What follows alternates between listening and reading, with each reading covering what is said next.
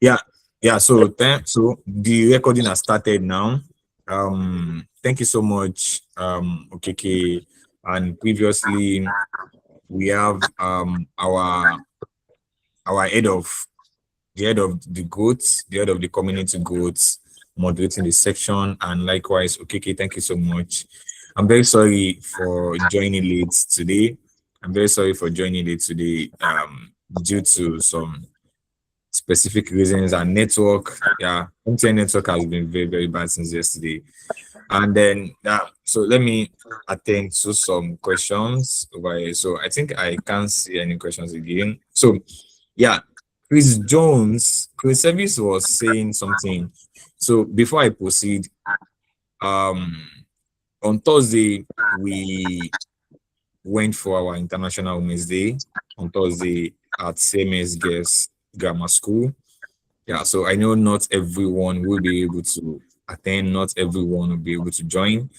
I really want to appreciate and thank everyone. Yeah, so I'll appreciate everyone. Yeah, so some were able to join us, and likewise they partake. Please, the link to the YouTube isn't taking us there. Could you help with the direct YouTube link to the live? Yeah, so let me confirm from the admin. I think the link should be taking you there.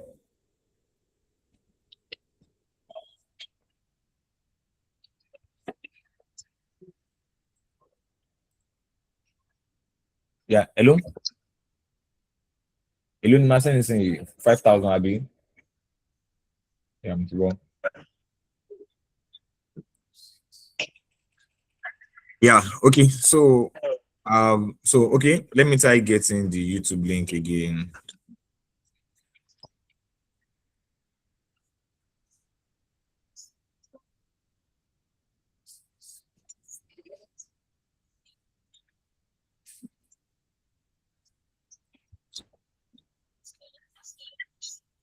Okay, I was one that made a mistake. Yeah, so very sorry. Let me resend the link again.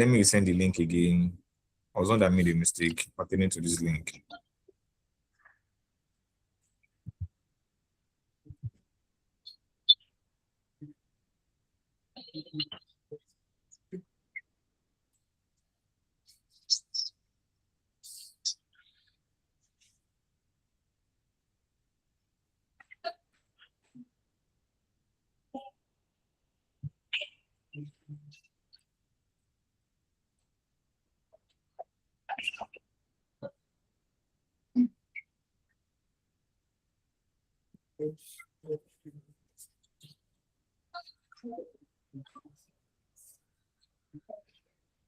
Hello?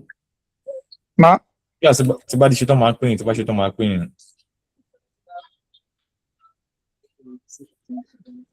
Yeah, so let me send it to each and everyone again.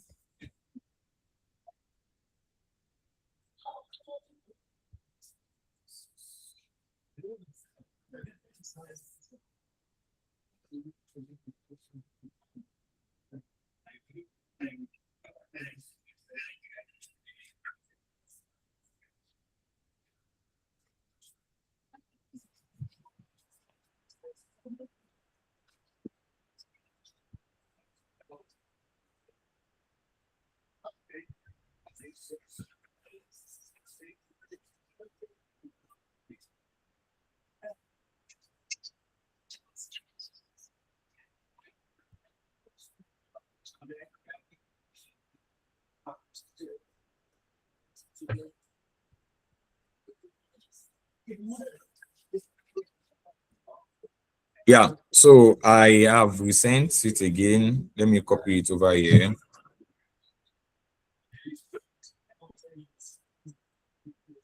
Yeah, so it's now, so I've resent it now. So so I don't want to do a lot of introduction. So yes, on Thursday we did our International Women's Day. I think it was really great. We have our speakers coming to enlighten more about data, about artificial intelligence, about technology to the women. Yeah, so likewise, we have more programs coming up. We have more programs coming up at CodeSphere Hub. And then also, I want you guys to Ajumobi James, please can you mute yourself? Ajumobi James, can you mute yourself, please? Ajumobi James, please can you mute yourself? Yeah, thank you. So likewise, as I've said earlier, the motive is for each and everyone to get certified as a data analyst. Yeah, so and you can do that. And kindly note that the job of a data analyst goes beyond you building dashboard. I explained all this last week.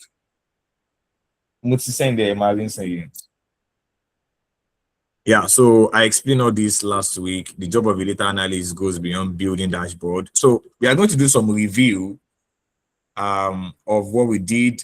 I think not last week, last 2 weeks. Yeah, talking about the roles of data analysts. Yeah, what is data analysis, overview of data analysis, the 4 pillars of data analysis. Yes. So I want someone just raise your hand or signify I'm going to call you.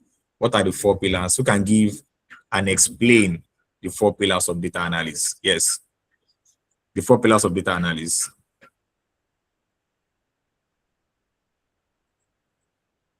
Anyone? Yeah, okay. Timothy.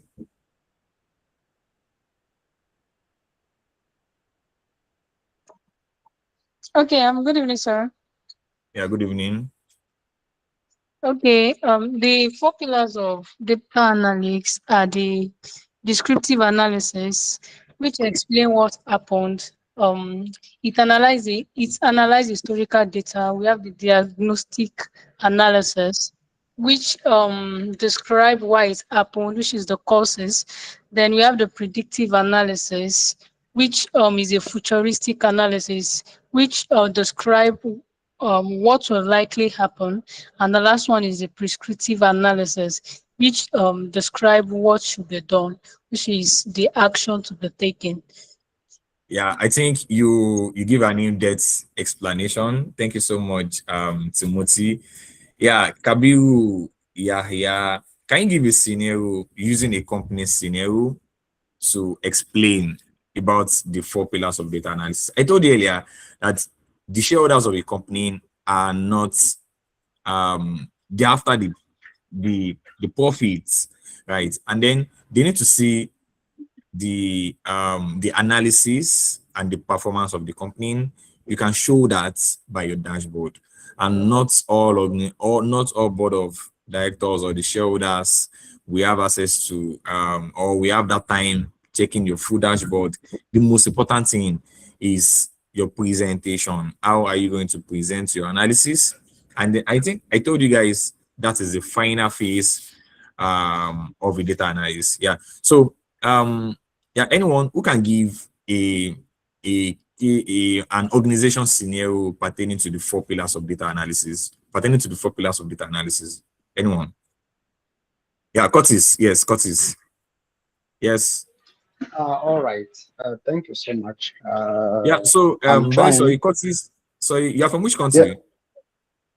from DRC, From the Congo, Congo Kinshasa. From the Congo. Yes, Democratic Okay. Republic of Congo. Okay. That's fine. Yeah. That's fine. So Okay. reason why you will note that my English is not really that good, but we're just trying because our country is a French-speaking country. Exactly. Yes. Yeah. I knew that. Yeah. I can hear you perfectly. Yeah. You can go on. All right. Yeah. Okay. Myself, I am evolving in health domain, in public health domain. So I can take an example from the health spectrum in order to explain the 4 pillars. When talking about the for like we have analyzed data from the 5 previous years, and we want to understand what is the disease that has been emerging in like on a monthly basis, like or like on a monthly comparison from year to year. After analyzing, we have found that the malaria has been the top 3 disease that has been killing our children and pregnant women. That's we have done. That has been like a descriptive analysis. We have seen what has happened within the 5 last years. Now the second part is diagnostic analysis. Diagnostic analysis. Now we have to understand why did it happen. Now we can go deep in the data and try to understand, like try to analyze on a monthly basis what are the months that where we have the peak of malaria cases. Like we can, in our country, we have some provinces where we have during rainy seasons where malaria has been really hiking.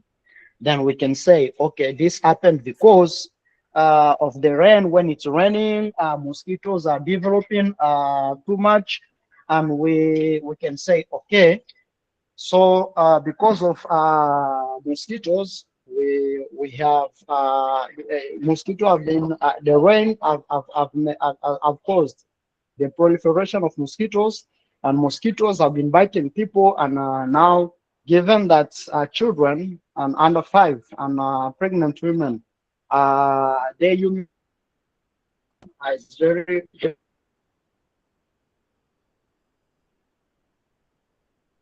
weak. Reason why we are registered along with all the others and signature among that category of people. That is the diagnosis that we have done. Now the third is perspective. Yeah, so okay, thank you, Curtis. So I want another person to explain pertaining to the other 2 parts. I think I got more of your explanation pertaining to descriptive and diagnostic. Yeah, so let me call on let me see anyone. Okay, Gabriel Afolabi. I think you are from Nigeria. Yeah, so from your name we know ourselves. Yeah, Gabriel Afolabi. Yeah. Okay, am I audible? Yeah, what do you say? Hello, am I audible? Yeah, yes, exactly, yeah. Okay, so basically, what I'm going to use the most basic example. So, giving a company, right, that like sells a product. For example, let's just say like an online course, that sells course, right? So, descriptive analysis helps to answer the question, what has happened here? So let's just say maybe for a given month, all right, or maybe say for a period of say 6 months, sales have been declining, right? So they'll be generating no revenue for the space of 6 months, right? So descriptive analysis helps us to understand. So we see what has happened, right? So there is decline in sales.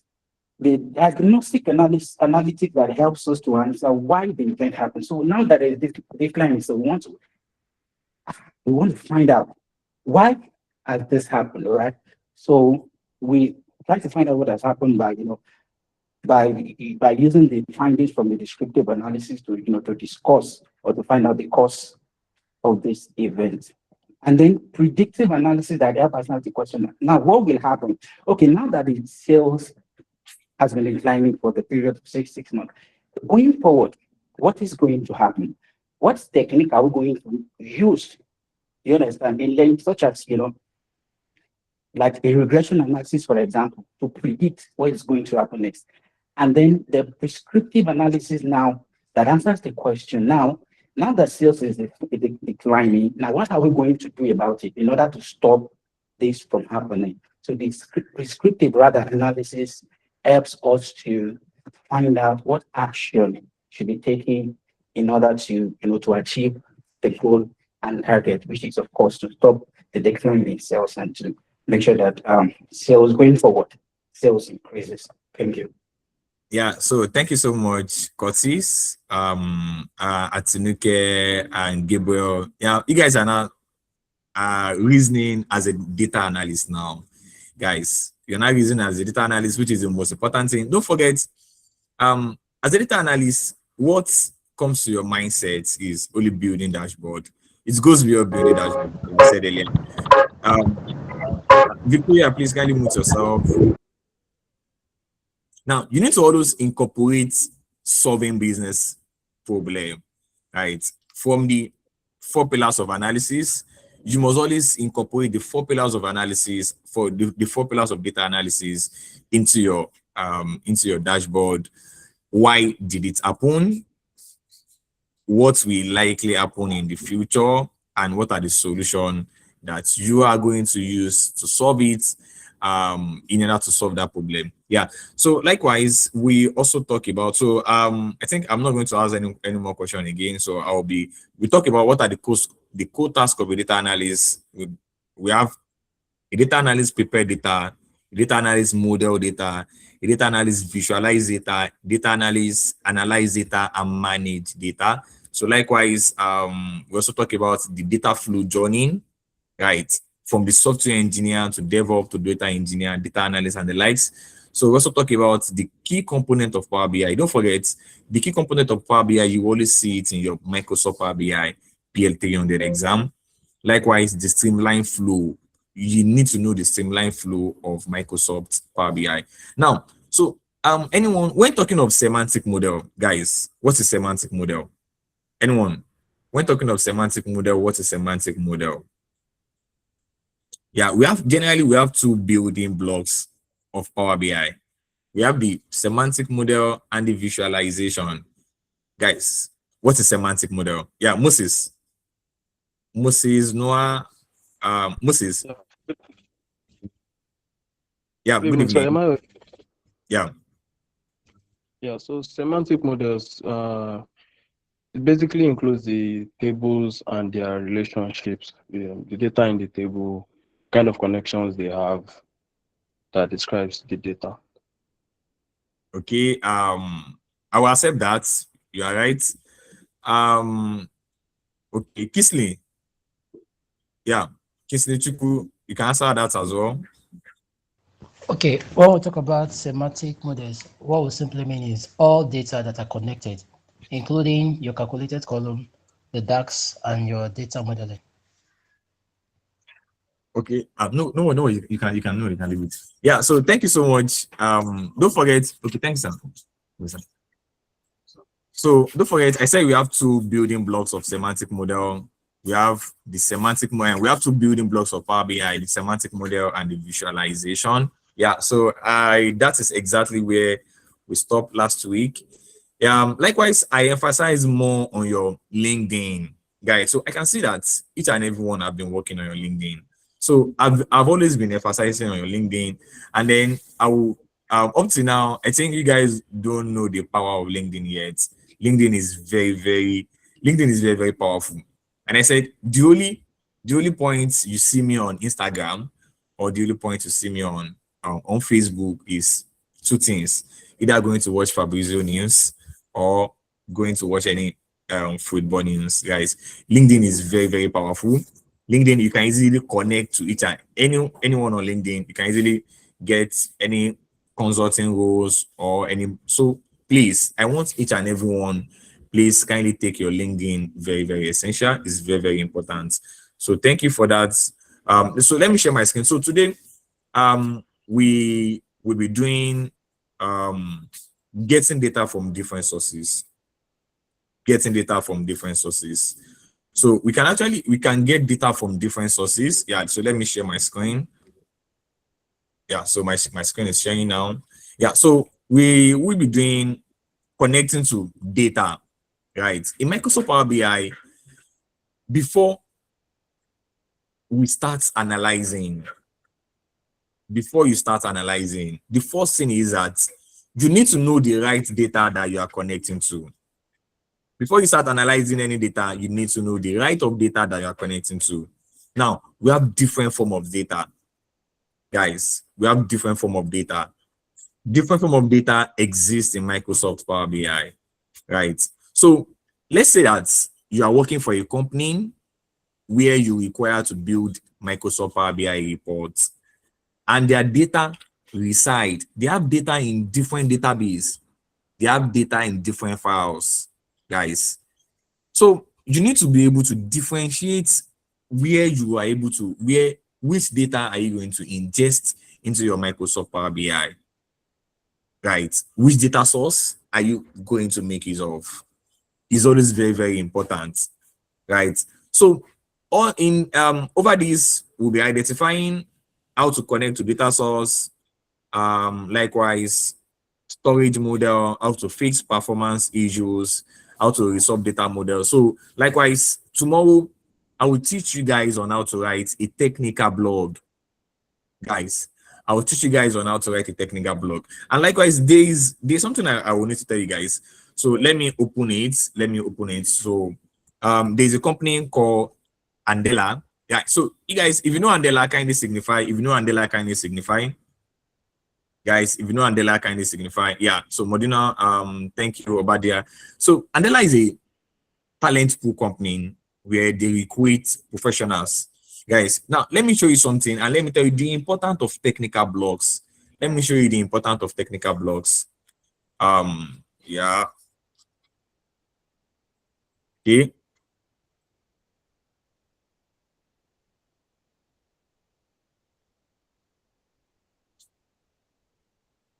Now, so guys, so when I entered Andela, actually, I joined as a data analyst, right? So this was my compensation I wrote myself, but I'm not earning this. Actually, I'm not earning this. So Andela, don't forget, Andela is a talent pool company whereby you'll be matched with a client, and then you'll be paid based on the client's schedule or based on the client's activities.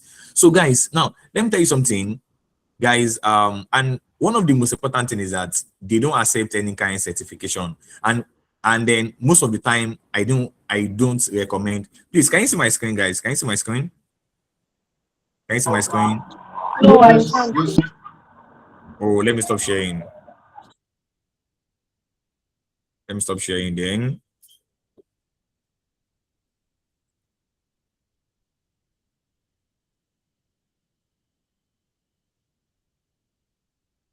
Yeah, I think it's the network.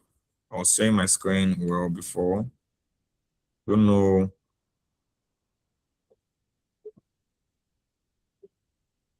Why is this happening?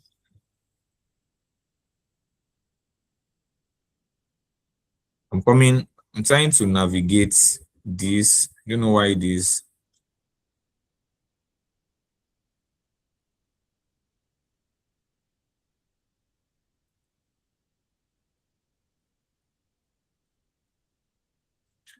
Yes. Now, so guys, so Andela, I said Andela is a talent pool company where they match you with clients. Now, when I entered Andela, actually, this was a compensation I wrote myself. Guys, you can enter Andela as a data analyst. Guys, you have to have 5 years of experience, but normal, we all know ourselves. If you have 3 years of experience, that's 5 years. Guys, if you have 2 years of experience, it's also 5 years. If you have 1 year of experience and you are very, very good, it's also 5 years, guys. So this was my compensation. Then I have 5 years of experience. I passed all the interview.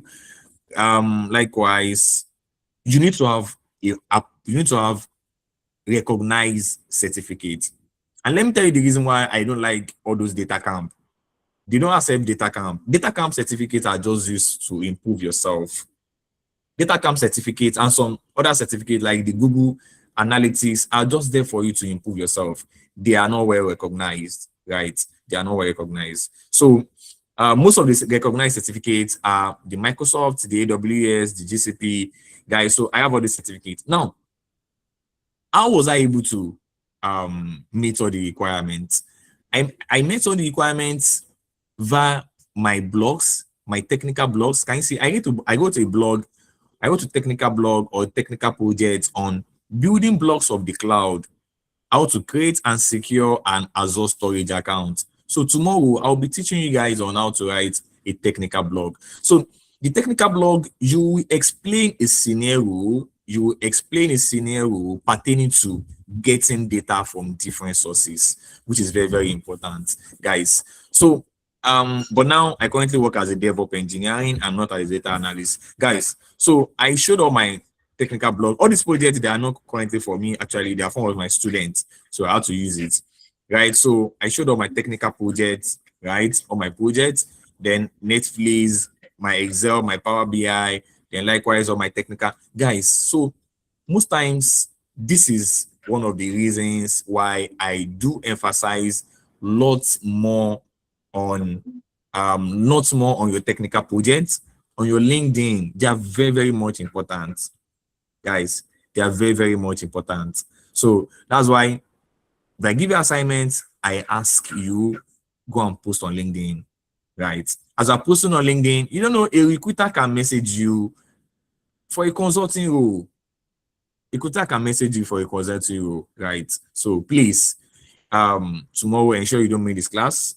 You don't miss the class. I'm going to teach you on how to write a technical project on dev.to. So we are going to do it, and you are going to write a technical project on how to get data from different sources. Definitely what we will be doing today. Yeah. So so assuming you are working in a company, the company is likely to have different forms of where that data is going to exist, right?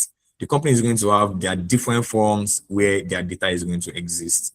And you need to know the various data sources that we can connect our data to. You need to know the various data sources, the various data files that we can connect our data, our data to, right? So which is very, very important. And likewise, what we are also going to do, we're also going to be reading from the Microsoft portal. I don't want a scenario whereby we just be teaching. Yeah. So we'll be going through the practical part and likewise the theory part. We'll be doing the two. So let's look at the theory part, guys. Let's look at the theory part. So now this is the first part. Now, get data from files. Guys, get data from files. So all these things are what you need to know. That's why I said, I've been telling some of my students, if you are very good in Power BI and you know the theory as well, you should be able to pass the exam. The exam questions are not interview questions. If you can pass the exam, definitely you'll be able to pass Power BI interview. Now, so we have organization of to export and store data in files. Yes, organization, they store their data in files. They have different files where they can store their data. Now, those different files where company stores their data, where company exports their data is called flat file. It's called what, guys? It's called flat file.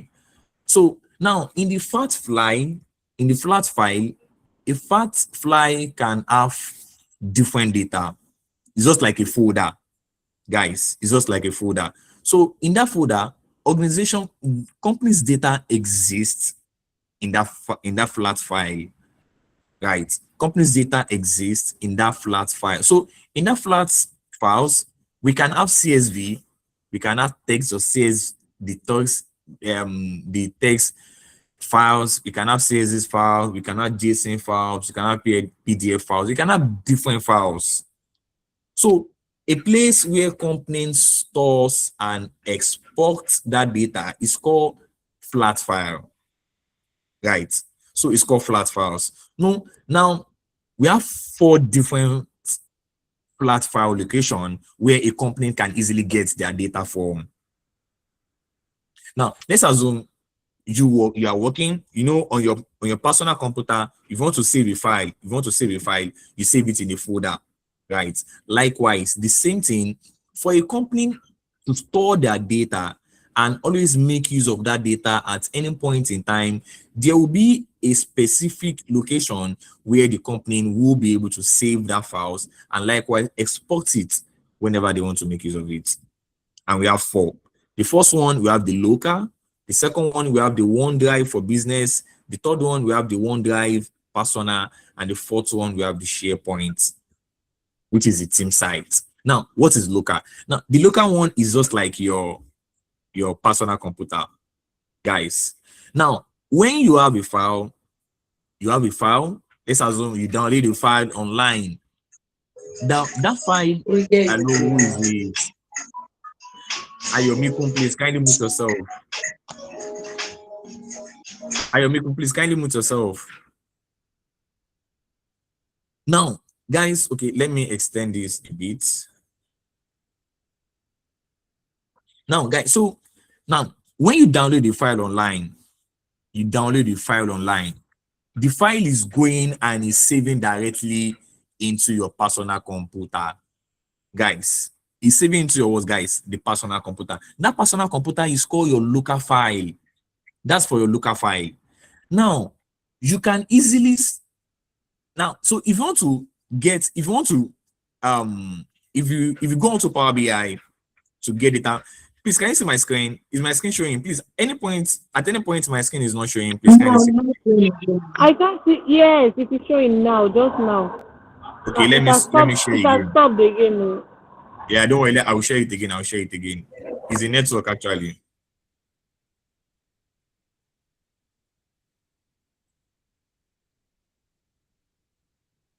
I'm also sorry. Is it only me? Your network is like lagging. It's breaking. Please, can you hear me perfectly, guys? Can everyone hear me perfectly? We can hear you perfectly, and your screen is showing now. Flat file location. Yeah, thank you for that. Yeah. So, guys, now don't forget, I said earlier, when you have the data, when you have the file, whereby you download the file online, the file is saving on your local file, on your local drive, on your personal computer. Guys, when it's going to your personal computer, it's saving on a folder. Now, when it's saving on a folder, let's assume you go to your Microsoft Power BI.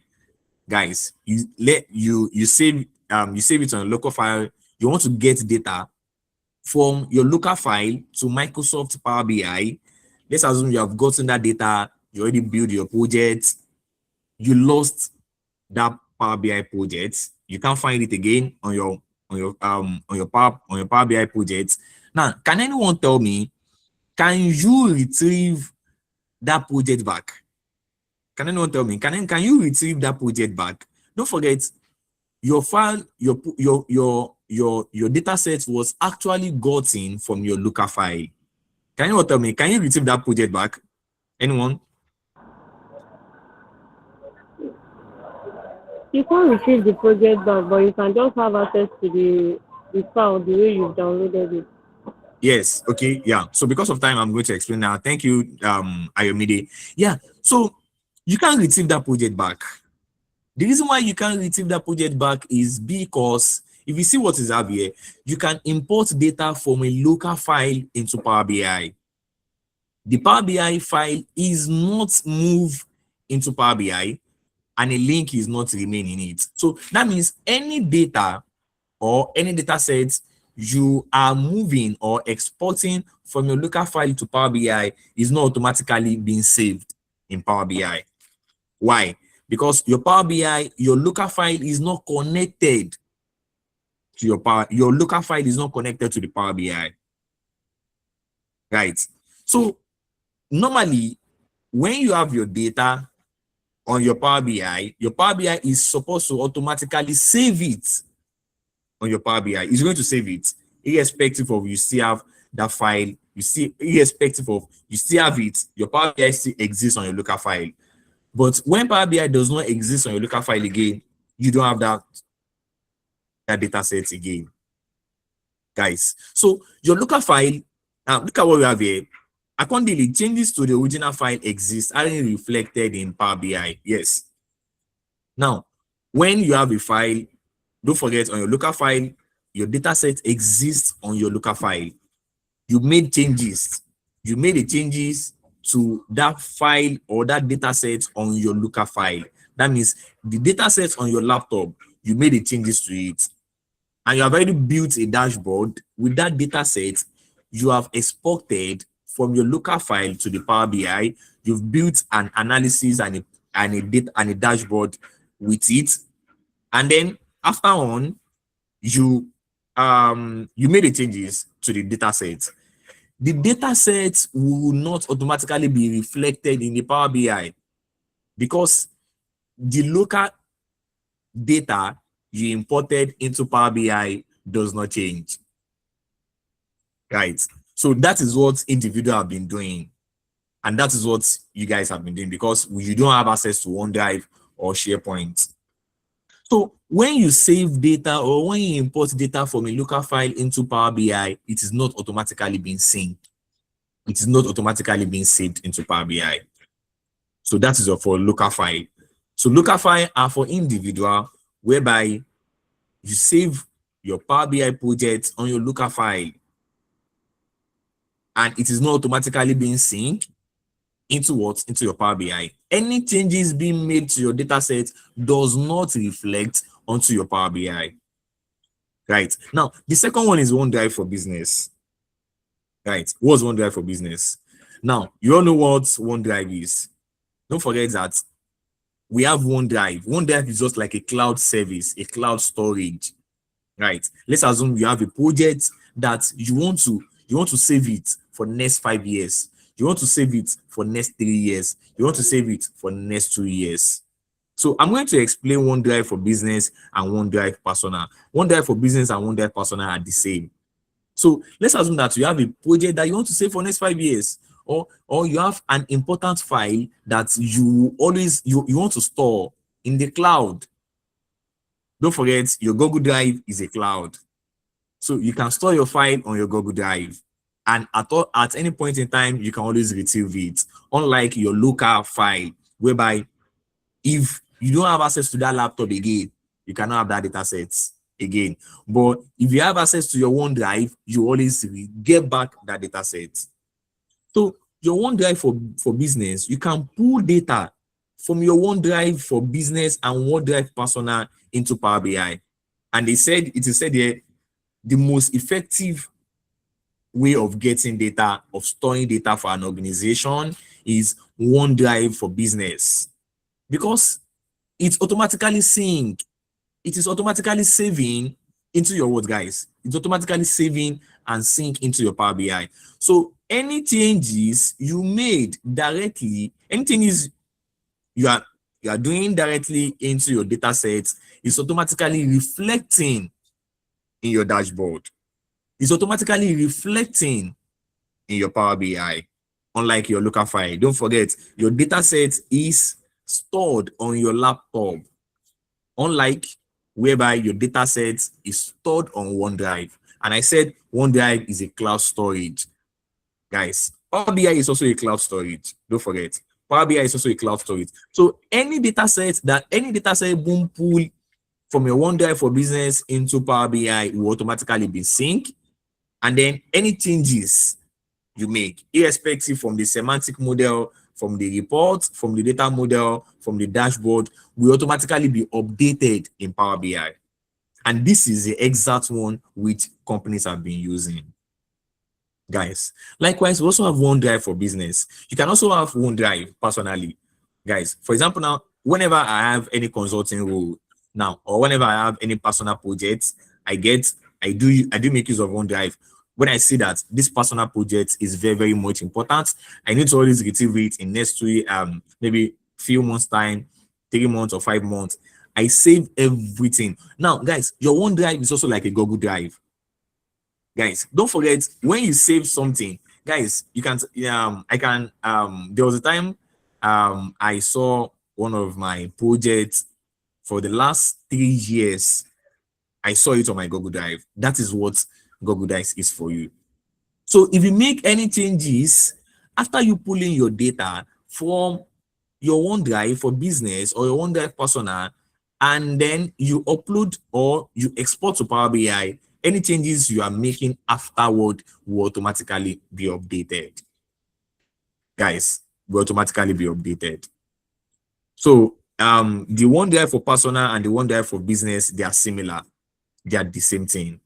They are similar and they are the same thing, guys. So likewise, we also have, don't forget, the OneDrive for Business and the OneDrive for Personal, they automatically sync. Now, what's automatically sync? What's the meaning of automatically sync? They automatically update. They update themselves whenever you update it.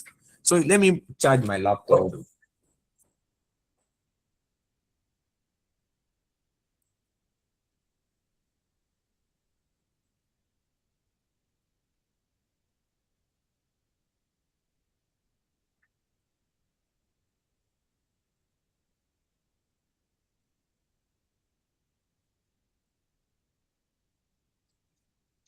Yeah.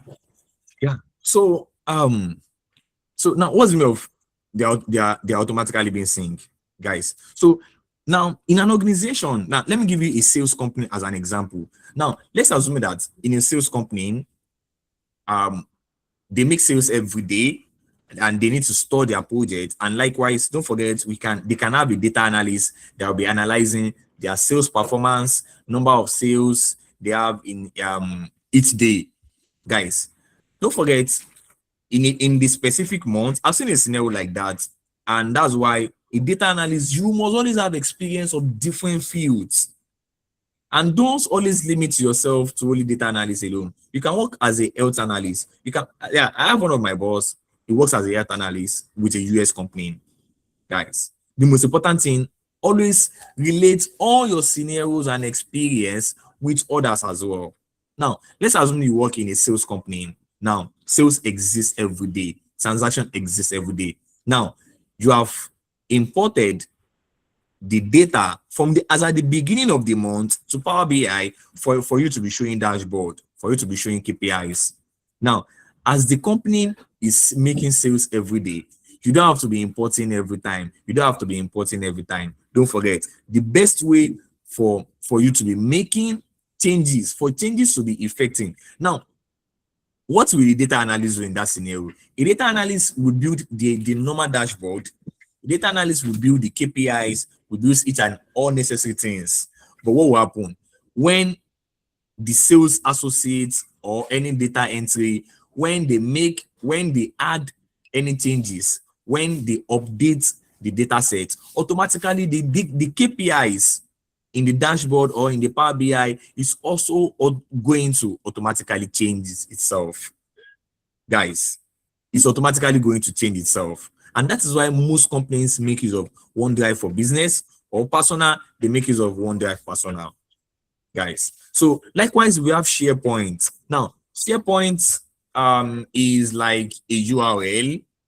Now, most companies also have SharePoint. When I was working as a data analyst with Andela, guys, so we have clients that make use of SharePoint.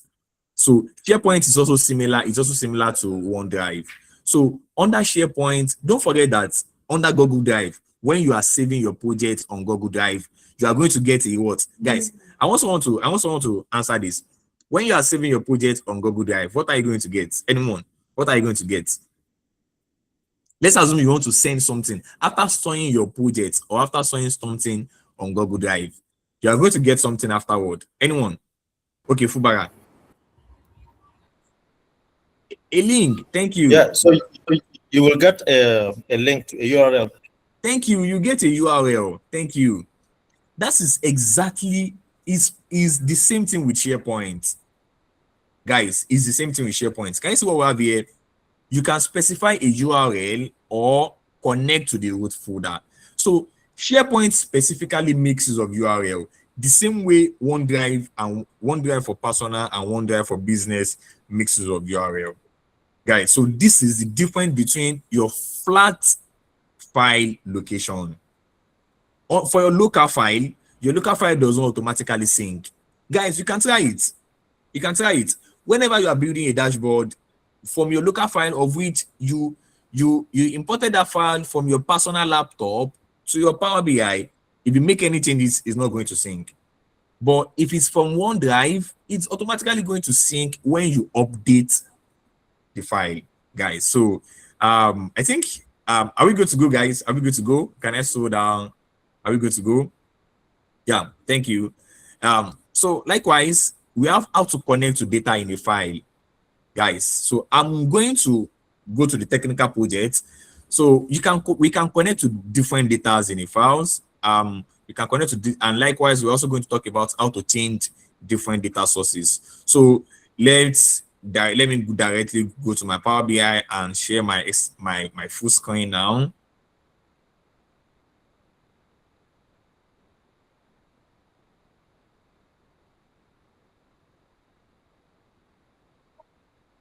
Now let me share my entire screen.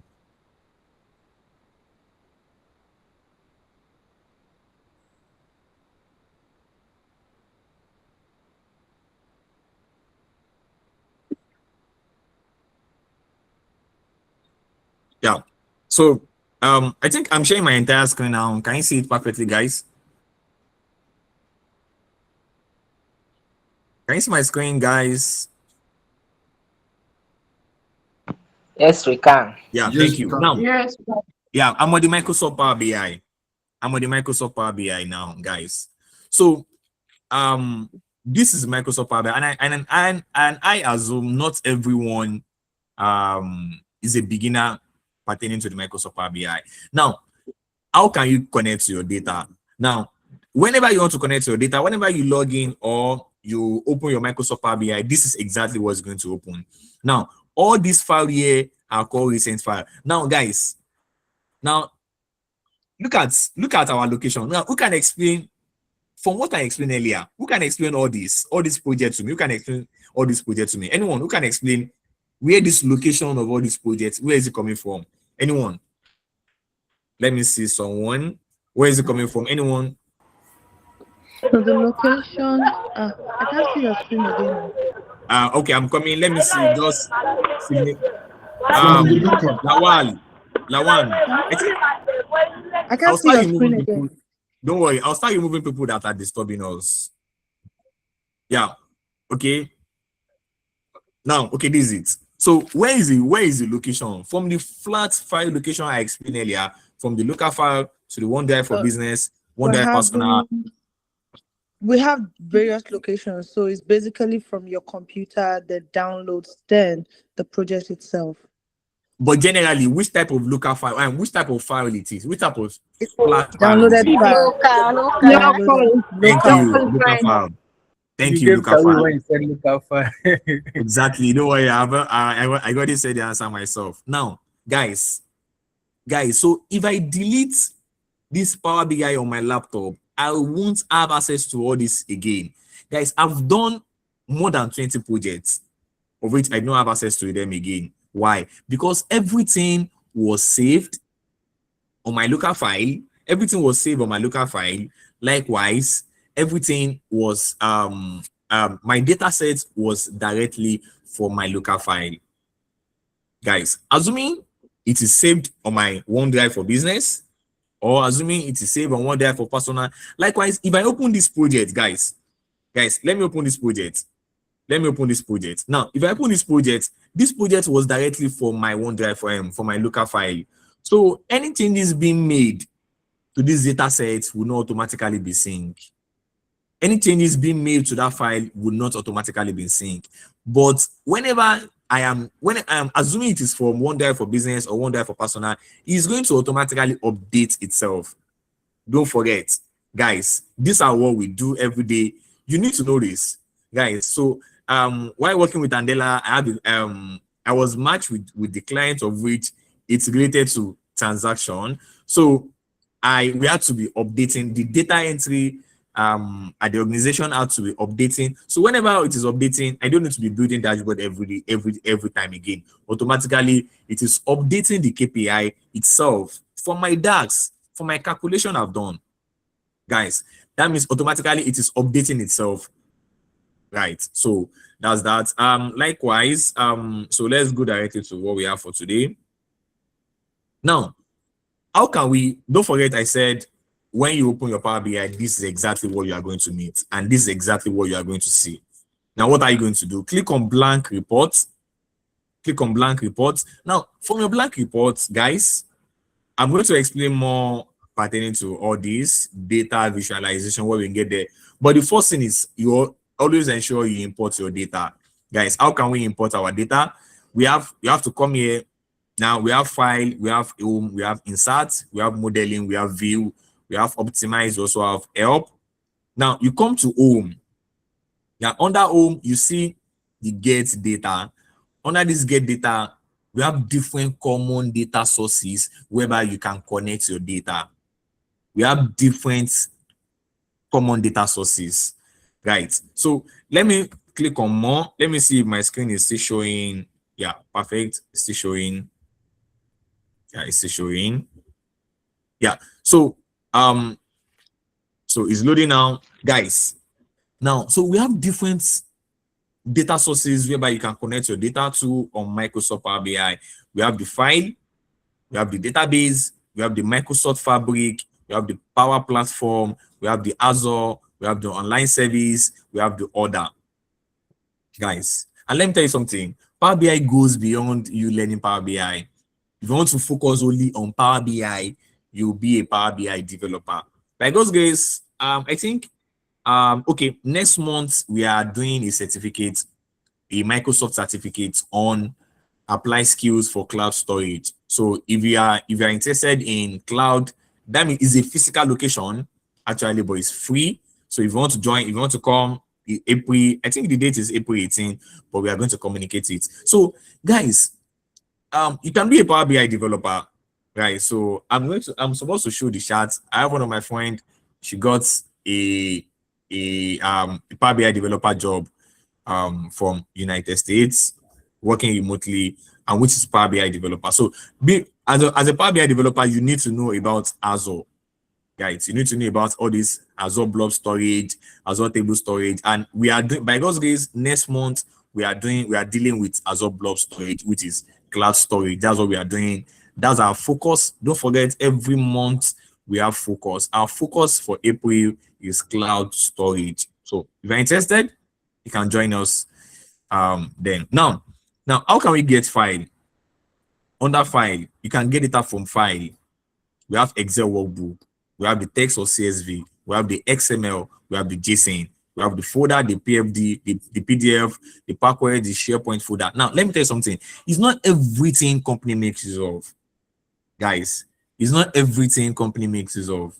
Now, guys, there was a time I saw a job requirement. They wrote more than 13 different data sources. Even though this DevOps engineering I'm currently doing, if you see the job requirement, they were right. You need to know GitLab, you need to know GitHub, you need to know IAC, you need to know Terraform, you need to know AWS, you need to know Azure. But all those things, I know they work with them. The only thing I work with is Microsoft Azure. I make use of Microsoft Azure, I make use of GitHub, I make use of Terraform. So not everything you need to know, guys, and not everything you'll be making use of. Now, the most important thing is that the first thing when getting data from different sources, you need to know the type of data you are importing into Microsoft Power BI. The type of data you are importing into Microsoft Power BI. Now, let's go to this file. Let's go to this file. Now, over here, you see, now, when you come to this file, you see that we have different data sources over here. Guys, we have different data over here. We have, this is CSV. This is Microsoft Excel Common Separated Values File. That's CSV. We have the Microsoft Word. We have the JSON. We have the PDF. We have this the Microsoft Excel worksheet. Guys, the most important thing is that what you need to know the right type of data that you are working with. Which data are you working with? Is it PDF you are working with? Is it Excel file that you're working with? Is it SharePoint folder? Is it Access database? Is it from Azure? Which exactly are you working with, guys? But now I'll be working with Microsoft Excel worksheet. Can you see? So what are you going to do? You go to your you go to get data for more. Get data for more.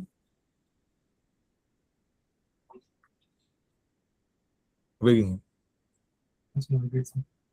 You go to get data for more. Now under file, you come to the file. Now you click on Excel workbook. Don't forget, we are on Excel workbook. You click on connect, right? So from connect, now I am exactly here. Can you see that? It will only show the type of data that you want to connect to, which is CSV. Don't forget, from this document, getting data from Power BI, we have these are the files that are there. But since you have selected Excel worksheet, and it is only Excel worksheet that will pop up. So what am I going to do? I'll click on Excel worksheet. I will open it. So also I'm going to explain ETL, difference between your ETL and ELT. I'm going to explain it today. So now, from here now, guys, so from here now, I can click on anywhere. If I click on table, if I click on table, I have it here. If I click on table, I have it here. Can you see? If I click on sales data, I have. So what does it mean? Power BI will go to that data set. It is going to study that data set and bring out all the worksheets from that data set. If you have 10 worksheets, Power BI is going to bring it out. If you have 20 worksheets, Power BI is going to bring it out. Now, if I open that data, I don't want to waste time by opening that data set. If I open that data set, you see that you will notice I have two data sets.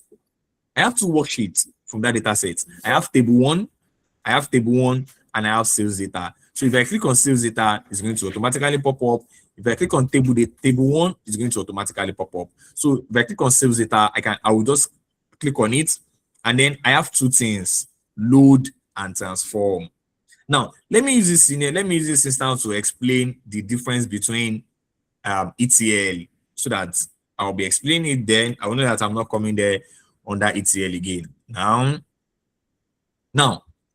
data flow, the seamless data flow, which is your data integration and your data transformation, guys. So when talking of your data integration or your data transformation, how do you transform your data in your Microsoft Power BI? Guys, what are the different ways for you to ensure an effective and usable format in Microsoft Power BI? We have two ways. We have ETL and we have ELT. Yeah. So we have ETL and we have ELT. Guys, now, so let me explain one after the other. What is ETL? Guys, so anyone who can explain this from this picture, who can explain the scenario of this? From this picture, who can explain the scenario of this? Anyone? From this picture, who can explain the scenario of this? I can. Yeah. Just tell us your name and where you are joining us from. I think we have different people joining us from different countries. Okay, my name is Lawan Messi, and I'm joining from the US. So basically, ETL extract, like we can see in the picture, there's a planted tree. I don't know if it's an orange tree. So the farmer is plucking the fruit, the ripe fruit from the tree. That's him extracting. And transforming, does he want to use it to juice, or does he want it into a powdery form? So that's transforming, whatever form you want your extracted or is plucked fruit to be, then loading it into the refrigerator. In this case, it made it into a juice and is storing it in the refrigerator, which is load for preservation. Thank you. Yeah, thank you so much. What's your name again? Sorry, what's your name again? Messi Lawan. Messi Lawan. Okay, that's fine. Any other person again? Hello. Yeah. Good afternoon. Yeah, good afternoon. My name is Nkem. I would say, like from the pictorial we have here, you just extract from the whole tree and you pick out the type of fruits you want. With each fruit will have different, maybe you want the green ones or you just want the ripe ones. And when you, that has to do with the transformation now. That helps you filter what type, basically selecting the columns you want or the tables you want. And then when you load, it gives you what you have transformed from the main extract, from the main tree itself, and you get it as a result. Yeah, thank you. Let me call Messi again. Yeah, so the second person. Okay, let me call another person. Now, who can explain now? Don't forget, I have ETL and I have ELT. Who can explain ELT now? ELT. So after that, I want someone to explain the difference between ETL and the difference between ELT. Then we relate it to the. Good evening. Yeah. Good evening. My name is Burat Fekile and I'm from Nigeria. Okay.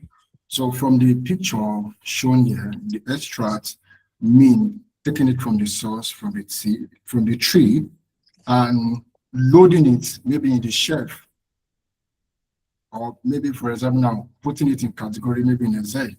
And for transform is like filtering it out, extracting the juice, and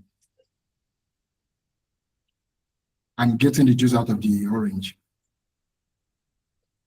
Okay, that's fine. Any other person again? So before we can. Hello. Hello? Hello? Hello? We can hear you. Go on. Go on, go on, go on. It will join later. Okay. Okay. Yes. Extraction is just bringing the data in its raw form, the way it is. Then when you transform it, you are cleaning it, you are bringing it to the desired format, removing what kind of impurities, the things you don't like, putting it in the form you want, by filtering, sorting it. Right. So pertaining to the Microsoft Power BI, I don't want to waste time again. Pertaining to Microsoft Power BI, you can get data from different sources. It's just like your extract. You are importing and you are extracting data from either your local file or your OneDrive for business or your OneDrive for personal, or it can be from your SharePoint. That's your extract. That means you are getting data from different sources. You are pulling data from different sources. It can be from database. It can be from application. Now, this person now is plugging different different foods from what? From the tree. Now, the next one is what? Who is this person? Who is this person, please?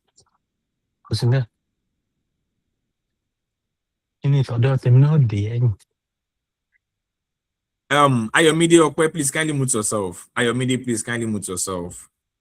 Yeah. So the next one now is, before we start selling out the final products, guys, before we start selling out the final products, our aim is for us to sell the final products, and the final product should get to the final consumer for us to be able to make profits. Similar to an organization, right? And in an organization, a data analyst get data from different sources in the organization. It can be from SharePoint, it can be from Excel, it can be from CSV, right? And don't forget, the end point of a data analyst is always to the final consumer. And who is the final consumer for data analysts? The board of directors, the shareholders, because we want to ensure we maximize their shares, we maximize their profits. We're always maximizing our profits, guys. So similar to this, the final consumer is the SOAM. And before it gets to the final consumer, we need to ensure that what? We format it, we filter it, we clean it, right? We transform it. Now, after plugging it, the next thing is that what? It was transformed. The food was transformed. Then after transforming it, then we load it to the what?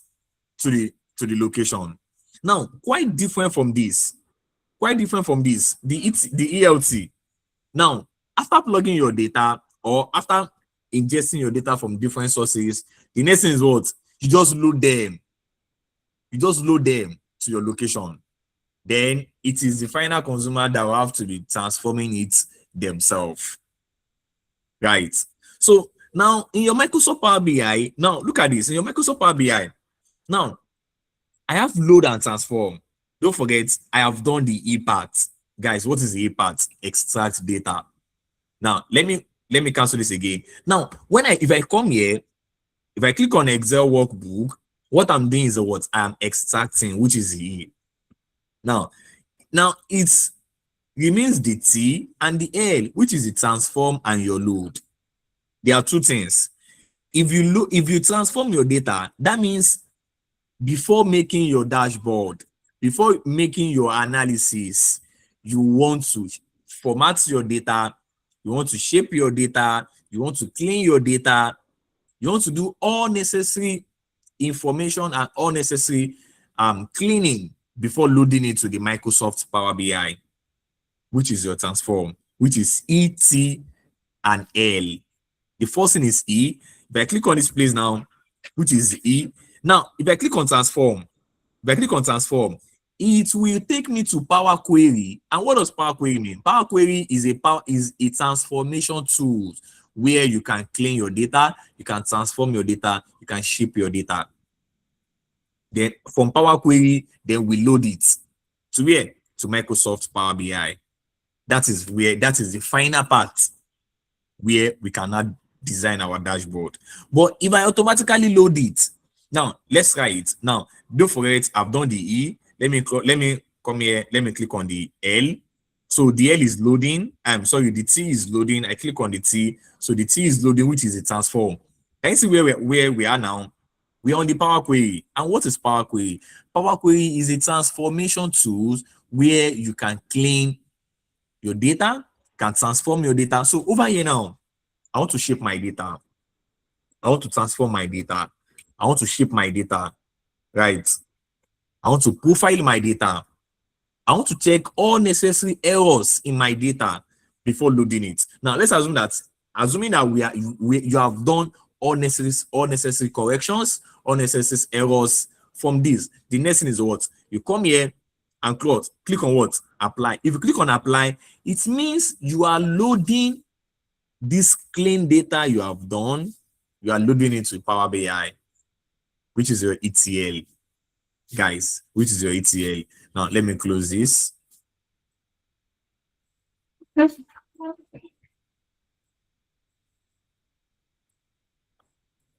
Now, the start changes.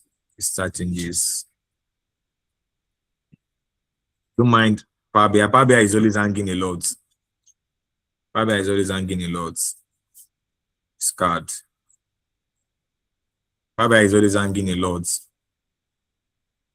Yeah. So don't forget, I've done that. So let's come back here again. Let's go and get the data.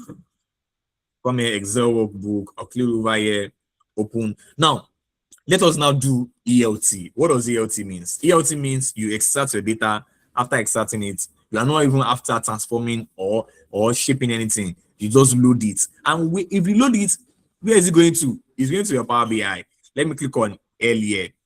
So it's going to what, guys? It's going to your Power BI directly. So over here now, we are going to see our data over here now.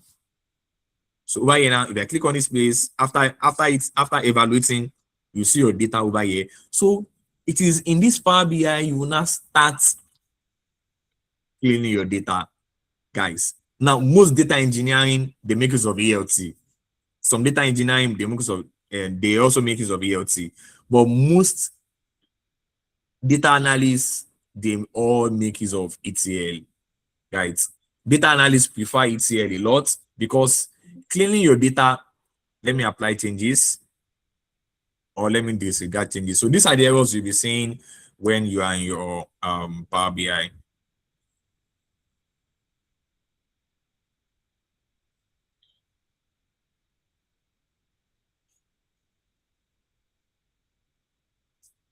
So that's the first thing. That is the what. So when you load it here, so it is after you have gotten, you have loaded it to the Power BI, then you have to do it T part, which is transform.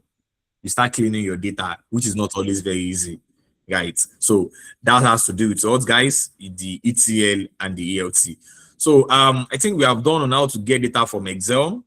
We have done on how to get data from Excel. Let us look at another part also again. Let us also look at another part again. Let me cancel it. I don't need it again.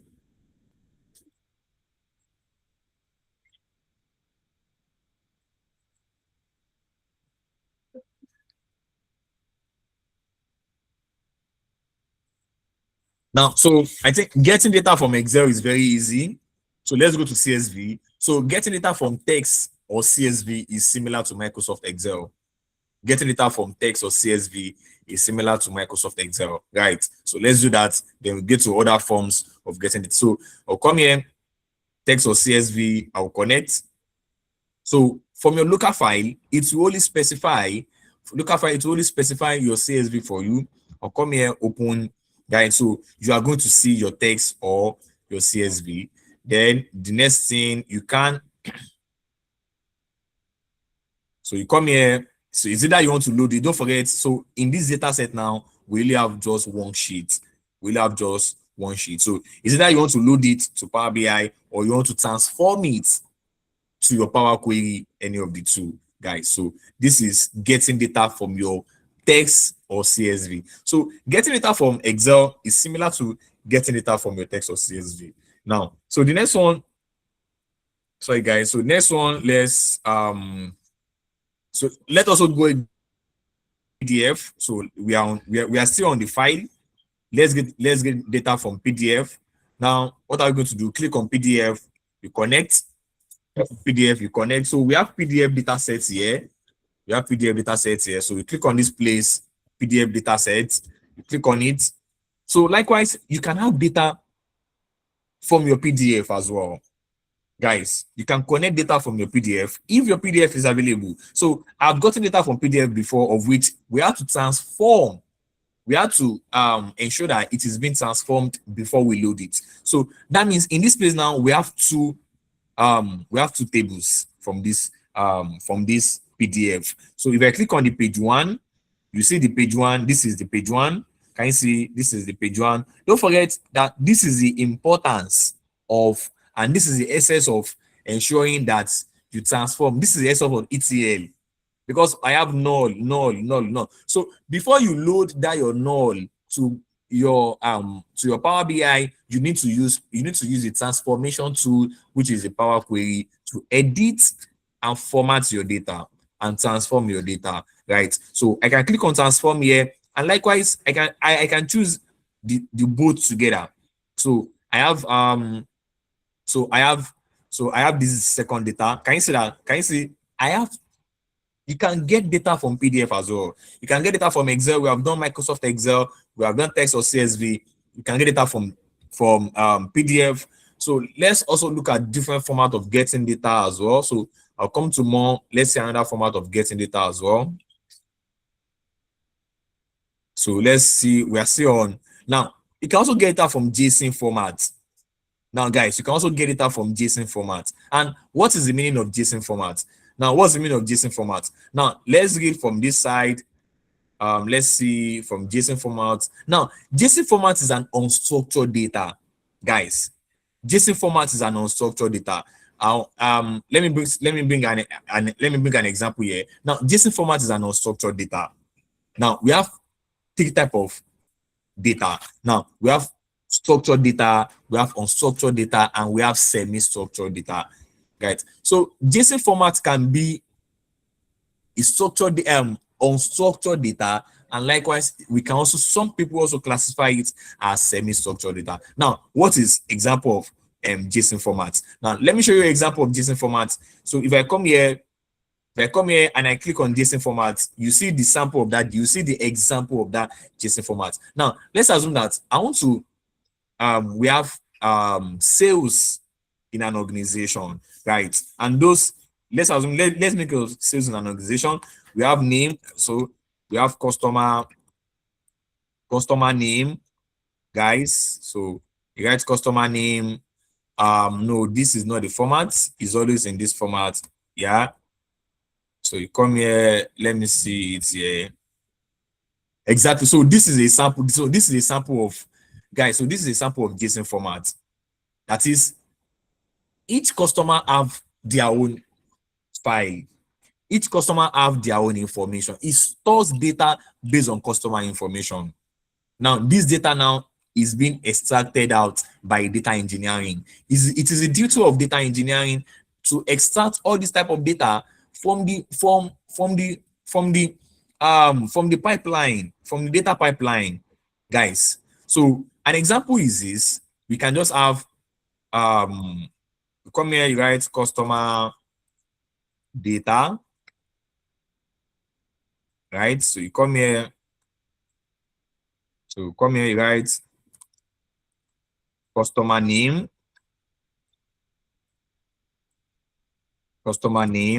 So what is the customer name? Let me say the customer name is Ibrahim. Don't forget, it always has to be in semicolon. It always has to be in semicolon. Don't forget, it always has to be in semicolon. This has to be in semicolon. This also has to be in semicolon. These are examples of JSON formats. So come here, Ibrahim, comma, right? Likewise, we have order number or customer ID. can have customer ID, right? The customer ID is 109908. We have what again can we have? What again can we have? The customer ID. Now the products I purchase, the products the customer purchase, the products the customer purchase. So we can also have the product the customer purchase. Let's assume book. I bought a book. Now the price of the book,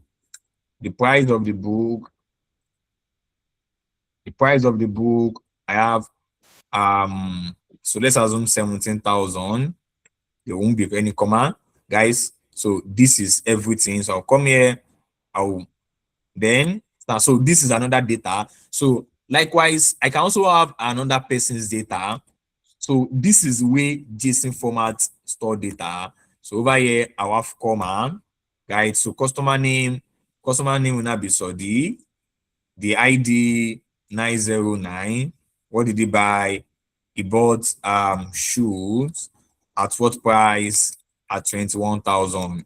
Now, so we call all this type of data. Can you see it is in this format, guys? We call all this type of data, we call it semi-structured data. We call those type of data semi-structured data. And let me be sincere with you. At Andela, we most times always make use of so that's why most of the time you always see a clash between a data analyst and data engineering. Guys, who can tell me what can cause clash between data analyst and data engineering? Anyone? What can cause clash between data analyst and data engineering? Anyone? What can cause clash between data analyst and data engineering? There are some people on our team. There are some people from that data engineering team. Guys, the type of how would I put the English? They do have that not the courage, like they're always to boost from themselves, right? That no matter what, they need to extract data before we can get data. They need to clean that data before we can always make use of it. Which is a lie, guys. Which is a lie. So likewise, you can get a data. You can also get a data. You can So technically, I think the engineers are right, because it's actually the job of data engineers to structure the pipeline, kind of clean the data to an extent, to an understandable way for the data analyst to carry on the job. So yeah, they are in charge of kind of cleaning the data. Yeah, but exactly, you are right. You're 100% right. You are 100% right. So that's why most companies, you always ask yourself, why should we have data engineering? Why should we have data engineering again when data analyst? And guys, let me be sincere with you. A data engineering can also be a data analyst, guys. A data engineering can perform the work of a data analyst, guys. But in a big organization, you always see a data engineering quite different from a data analyst. So data engineering will get data and ensure that it is being structured a bit. Get that data for data analysts. Data analysts will do all necessary. So data analysts still has, at all times, still have to transform that data, guys. So what can we do? So you can get data from JSON format. You come here, you come to more under file. Don't forget, Power BI is always hanging. Maybe because I'm sharing my entire screen, that's why it is hanging like this. So you come to file, we are still under file. So under file, you come here, you come to this JSON format, guys. So you come here, you connect. So let's go to the JSON format. Let's see. Now, this is my JSON format. I'll click on it. I'll click on open. You see it. Now, let me explain the format of JSON format for you guys. Now, this is JSON format. The first thing, you have three phases. When you click on JSON format, can you see that? To connect to a JSON format or transform a field within a flat file that contains JSON format. You already know the meaning of flat file. So whenever I'm talking about flat file, you know what I'm talking about. Now, the JSON format will automatically convert to a table. That's the first thing. When you click on JSON and you get that data from Power BI and from your flat file, the JSON will automatically convert to a table. Now, let's see it over here. Can you see that? What we did, it has automatically converted to a table. Now, let us do it again to confirm that it is converted to a table by itself, guys.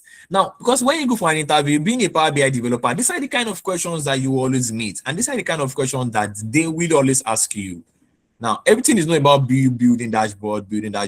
You need to know its step, guys. Pertaining to Andela, there was one of my friend, I gave access to him, and Andela question no easy. Even though at some point I had to use Sparkit AI to pass the remaining phase of their interview. Guys, they won't keep me with interview. You have to do like 3 or 4 interviews at first before getting into the pool. I think it has reduced now.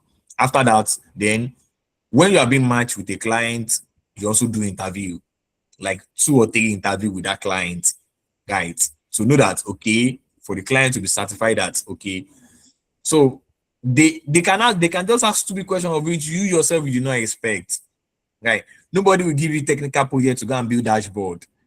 You need to understand each and every concept relating to Microsoft Power BI, guys. So when you come here, you click on JSON, don't forget, you come here, connect.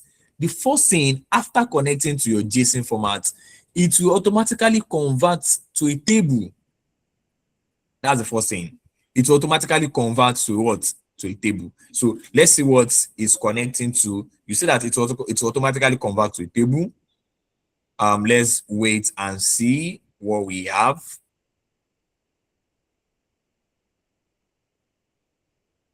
It's loading, yeah. So that means automatically it did ETL by itself and not ELT. It did ETL by itself and not what, guys? And not ELT. Please always know that. Can you see? The first thing is that what? It's converted to a table. Now let's take the second thing. The second thing that what? You need to expand the attributes in the list to in the list to columns, guys. You need to what, guys? You need to expand the attributes in the list to columns. Now, guys, now let me tell you something. Power BI automatically did all these 3 things. Power BI did it for us, guys. Now let me tell you. Do you know this? The first thing is that what? It's convert to a table. The second thing is that what? Now I intentionally brought out all these so that you will understand the phases that the process that JSON format, the phases we have converting the data to JSON format, converting JSON format into a structured data into Microsoft Power BI. The first thing it's to convert to a table. The second thing, you have to expand it. You have to expand the list to column. The next thing, then you change the data type. Now let's go to Microsoft Power BI. Let's go and check the query. Let's go and check now let's go and check the apply steps. Can you see the first thing is that what? Now let's see the first thing. Can you see the first thing is that what? It's converted to a what, guys? A table. The second thing is that what? It's expanded itself. It's expanded people. That is, it's expanded itself. Then the last thing is that what? It's automatically changed the data type by itself.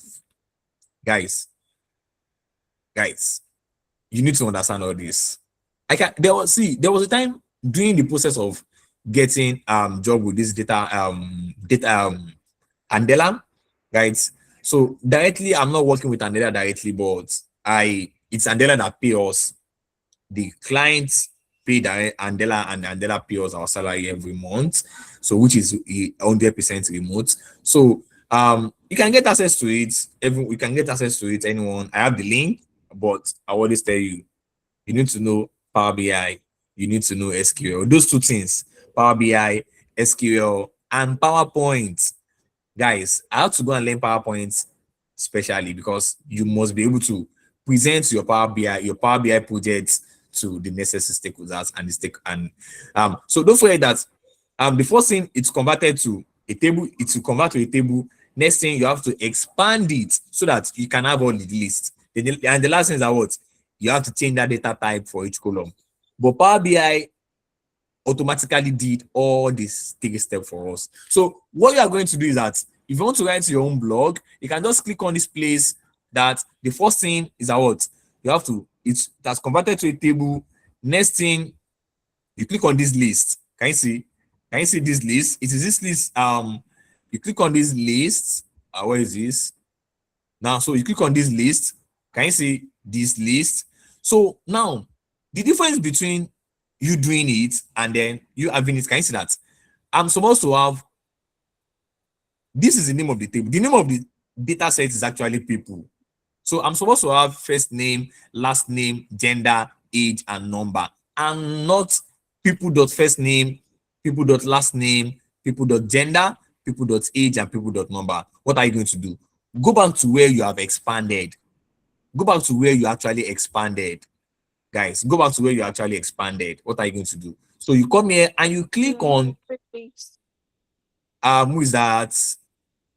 So, and you click on use original column name as prefix. So that means you want to use, that means you are not telling Power BI that you should use people. You don't want any prefix. You don't want any prefix. So what are you going to do? Just click on it. That means you are going to see the exact column name that we have here. You are going to see them. So you come here, you click on OK. Click on OK. So do you want to insert step? Let me insert a step. Can you see?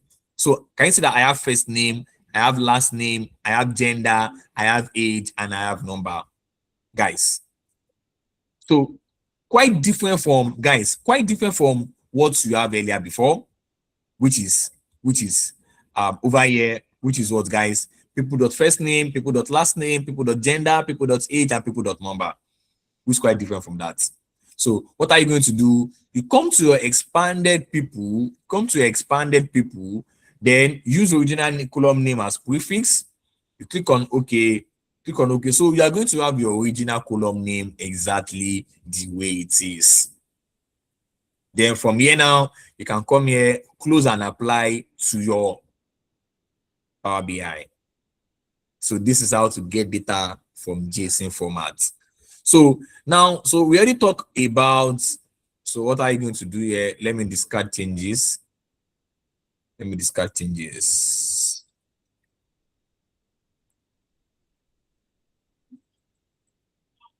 So now, over here now, we already talked about Excel.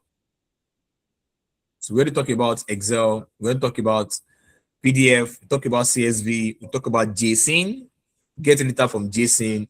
Likewise, let's talk about SharePoint, because you always need SharePoint as well. Now, I don't have any SharePoint folder, right? Assuming I still work in data analyst team, I should have a SharePoint. I don't have a SharePoint. But let me tell you something. Now, will you always see SharePoint? Where will you always see SharePoint?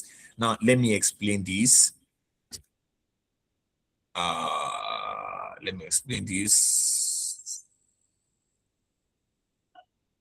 Relational database, online services. I think it's under online services.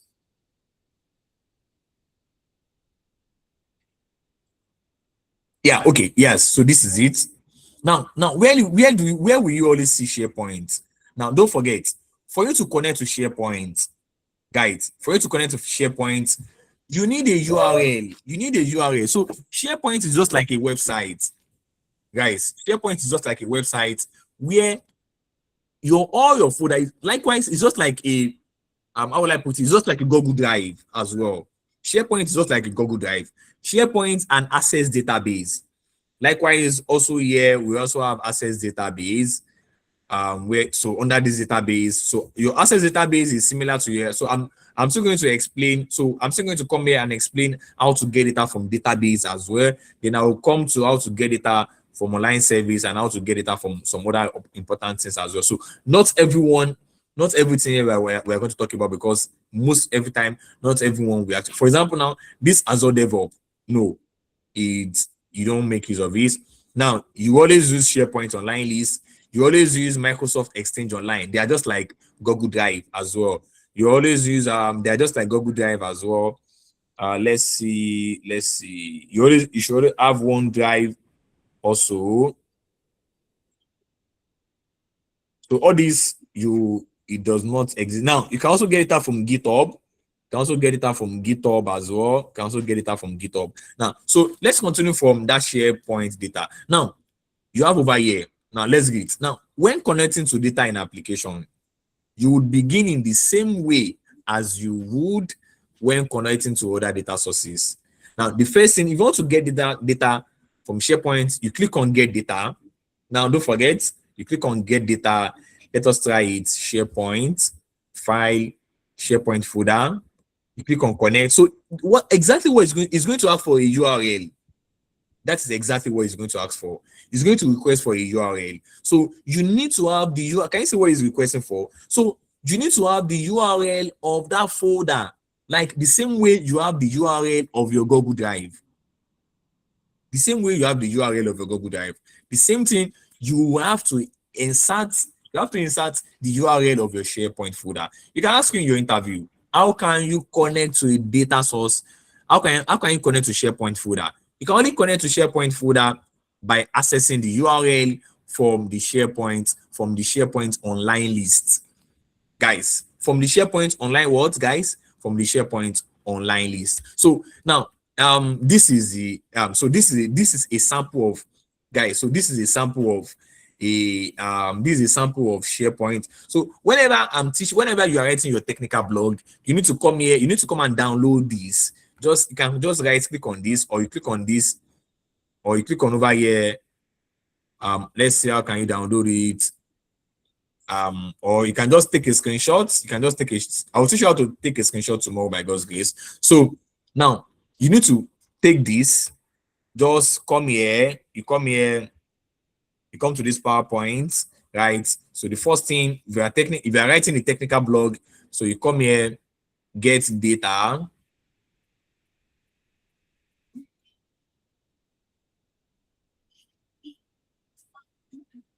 So you come to this file. This file, JSON. Sorry, my boss is, what happened on Saturday? Okay. Yeah, so you come to this SharePoint folder, right? Connect. So you have to screenshot this side, then do an annotation on this side, then come here, you connect. You also do an annotation on your connect. I'm going to teach you everything how to do a technical blog. So a technical blog is very, very essential. I'll talk more about technical blog tomorrow. I won't say much about technical blog today. Likewise, SharePoint folder, you must have the SharePoint URL online from the SharePoint Online list, which is similar to this. So the only thing we need to connect to SharePoint is what, guys? Is the SharePoint Online list. Then you get all your data, all your worksheets from the SharePoint Online list. Then you'll be able to connect. So this is SharePoint. This is how to connect to SharePoint Online list. So it's very simple, but most companies do have SharePoint Online list because it's similar to your Google Drive. It's similar to your Google Drive. So we already talked about this folder. This folder most times is not really in use.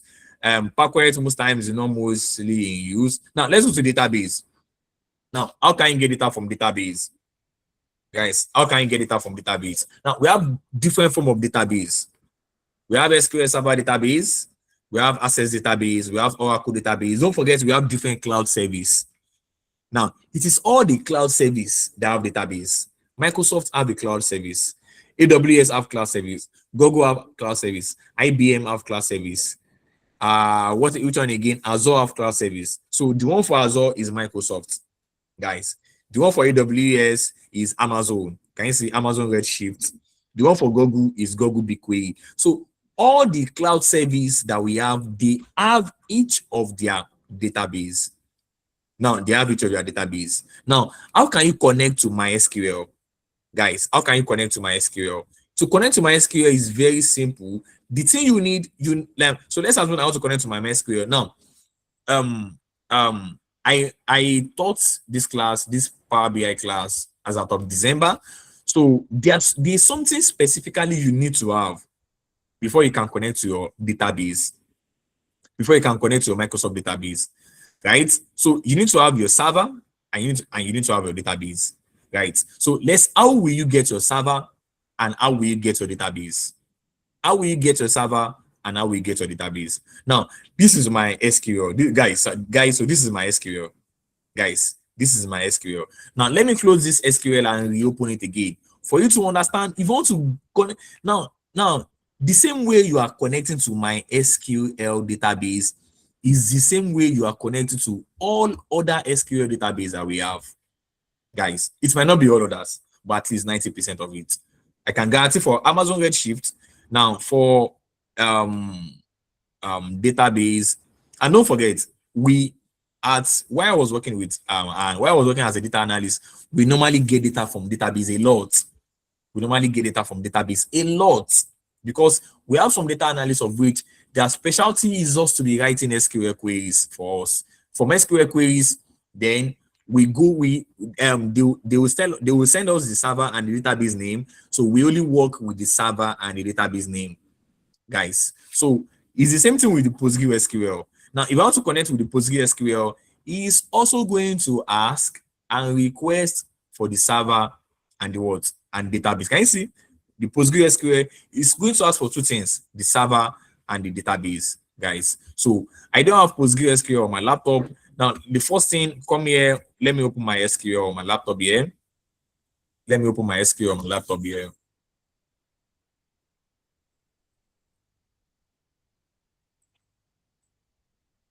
Now, likewise, guys, okay, let us go to the Microsoft Learn and read more pertaining to getting data from relational database. So let's come here.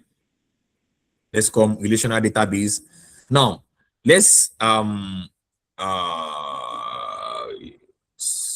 get guys. Now let us go through. So most of the time, don't forget I said we'll be dealing with practical.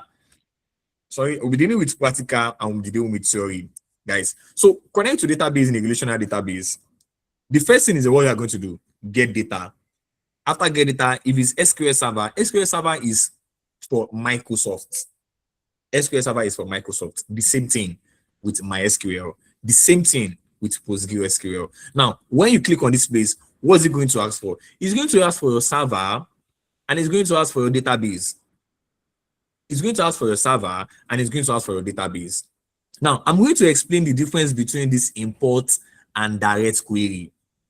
There's a difference between import and there's a difference between direct query. I'm going to explain the difference between the two, guys. So let me see anything here. Is there anything needed here? How to change data sources? We're also going to do it, right? So you come here now. At the first time, now let's assume that you have not connected to your MySQL before. Most of the time I do connect to MySQL a lot. So that's why, please, whenever you are connecting to your SQL or your database, the first thing it will always ask for, it will always ask for your local host. Guys, it will always ask for your local host. It will always ask for your local host. So your local host, we have localhost .3306.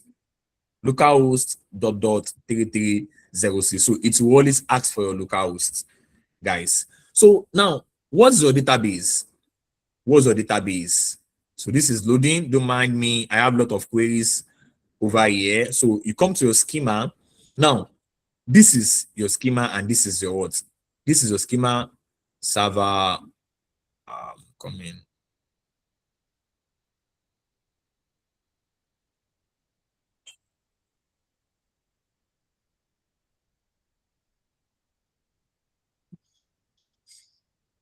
Yeah, so I don't know why my boss is messaging me this time. So let me click on my database. So let me click on my SQL database.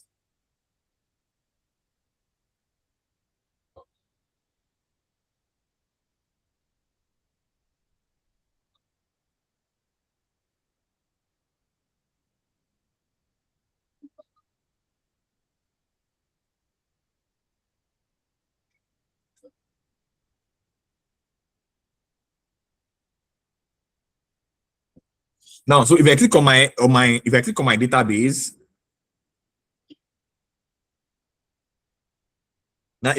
now it's asking for the server, guys. Likewise, you can also have advanced options. Now, don't forget that this MySQL does not have import and does not have direct query. It's likely you are going to see it. Now, what is my server? What is my server? Don't forget, I close this place again. I will reopen it for you to see so that you get my explanation, so that you won't be left out not understanding anything. Now, what is my server? What's my server? Let me try it again.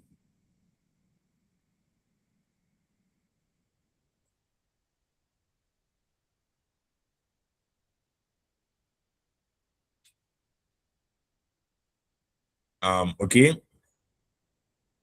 So my server should be localhost dot 3306. Let me write it here. Now, please. Now, if you are following, please let me see your thumbs up. You are following, let me see your thumbs up. You're following me, let me see your thumbs up. Guys, thank you. Now, guys, so what is my localhost? Sorry, what is my server? Now, what is the meaning of server? Different companies can have different server. Guys, different company can have different server. So the server is the address of my SQL database. Now, for your laptop, you are going to have different address for your SQL database. For example, now mine is localhost dot semicolon 3306, right? So let me come here and write localhost dot 3306. Now, localhost 3306. Now, let me go to my database. What is the meaning of database? Your database is your data set. So let me put it that way, is my data set. Now, which table do I want? I want stolen vehicle DB. Now, let me close all this. I don't know this. I actually, when I was teaching, it was last time, you know, I don't really work as a data analyst again. So it was when I was teaching, I think around December. So don't forget, guys. So we have I think in a month we have what's it called? We have SQL. Yes, we are going to teach SQL from the beginning to the advanced form, guys. So let's check how many database we have. How many database we have from this stolen vehicle DB? So let me write it out. Stolen vehicles DB. Stolen vehicles. My database is stolen vehicles DB, right? Let me connect stolen vehicles DB. Let me connect. Can you see it's connecting? And let's see what it's going to bring out. It's connecting. Let's see what it's going to bring out. Now, let's see how many data sets, how many data, or how many tables do we have? Guys, anyone, how many tables is it showing from this side? Anyone? How many tables is it showing from this side? Anyone? Three tables. It's showing three. Now, let us go to my SQL database. You see, for my SQL database, this is my database. Let's show the tables. How many tables do we have here? We have threes. We have location, we have make details, and we have stolen vehicles. Guys, so instead of me waiting for a data analyst like me to finish everything, right? I can easily go to the company's local host. I can easily go to the company server. So don't forget, my own server is for my own local host. PostgreSQL will also have his own local host. SQL Server will have his own local host. IBM will also have his own local host. Now, depending on any file that you are working with, depending on any database that you are working with, you will always have his own local host. Guys, my own local host, I showed my own local host here. Now, so what does it mean? That it will go directly to my local host. The name of my local host is localhost 3306. It will go directly to my local host. Then it will go to all the database. Can you see? These are all the database. Now, it will find stolen vehicle. Assuming it is retail store I choose, it also go back there and bring out all the tables. So I have exactly 3 tables: location, make details, and stolen vehicles. So what I was going to do? Can you see? I have location, make details, and stolen vehicle. So if I click on location, let's see the table. Let's review the table. Local ID, region, country, population, density. So let's go and check location. Let's go and check the location. Can you see? It's showing I have location, region, country, population, density. Let's check make details. Now I have make ID, make name, make type. Let's check make details here as well. You see under make details, can you see I have make ID, make name, make type. So I can easily come here, then transform my data. Even though most of the time, now let me tell you, most of the time when working with your database, we don't always need to transform our data again, because it is the duty of the person working with that data, that is working with the SQL, to clean. There's a way we clean data in SQL. Do you believe that, guys?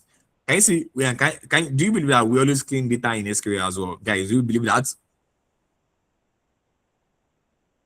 Guys, yes or no? Do we clean? Yes. Thank you, guys. So you can always clean your data on SQL as well. So that's why most of the time, guys, right? So let me tell you the requirements for getting into this Andela. Getting into the Andela, you need to have 5 years of experience.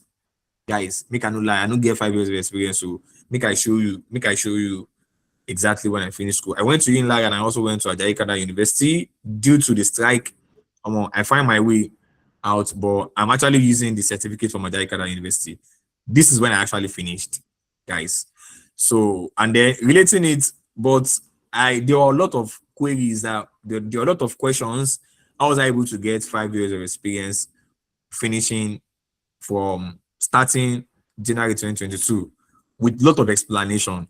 But do you know what made them give me the job? Was that all the SQL interviews, I passed everything. The SQL interview no easy, guys. Now, so they will have to see the skills that you can use, guys. They will have to look at the skills that we can use. What are those skills that I said I can use? I database administration, MySQL, PostgreSQL, Power BI, Python, SQL. Guys, you don't need Python. You don't need Python because as a data analyst, we have different data analysts there. The client I was working with there, I don't use Python, guys. I only use SQL, Excel, Power BI, and this guy will call me for work like this. I know they work on Saturday. Are big. Sasha. Yeah. So so generally you make use of PowerPoint.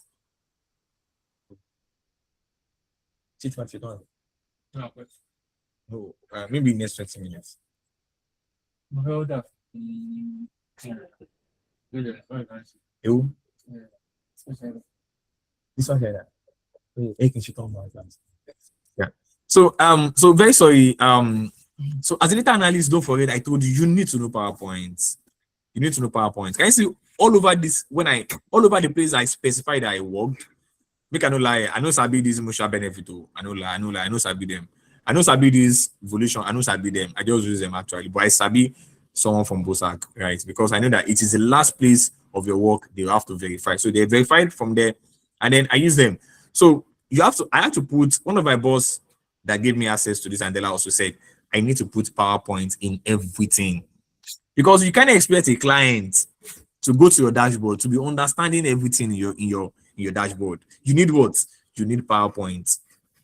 Guys, you need PowerPoint. It is a PowerPoint that will tell the story with the dashboard, guys. So so from the database, don't forget, from your database, you need two things. You need your server and you need your what, guys? You need your server, and likewise, you need your database name, guys. So you can have different database name. You can. So this was when I was working with. Andela. When I was working as a data analyst. This is my company's one of my company database. I have to go and work on. I can't show it because it's confidential actually. But so the next thing is, don't forget. Next thing is you can then either you click on load or you click on transform, guys. Either you click on load or you click on what, guys? Click on transform. So database are actually very the same, right? Is either PostgreSQL, or any database that you're actually working with, they are all the same. Now, next one, let us go to Access Database. Let's go to Access Database. I want to see something from Access Database. Let's go to Access Database. Now, the reason why I said we should check Access Database is that what? Access Database is just like your Excel. I don't have any Access Database here.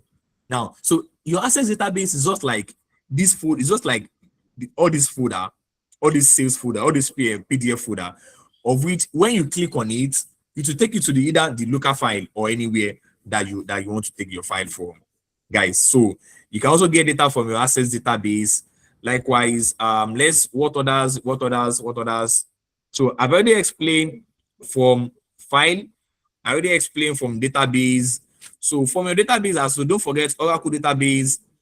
Let's just check now. Okay, let's go and check the SQL Server database. This is for Microsoft now. Let's say what are those things that you need. Now what are those things that you need? What are those things that you need? Now, so you need your server name, you need your database, and you need your data connectivity mode. Now, I'm going to explain the difference between import and direct query. But because I don't have SQL Server here, let me go to my SQL. Let me go to what's it called? Please always mute yourself, please. Please always mute yourself.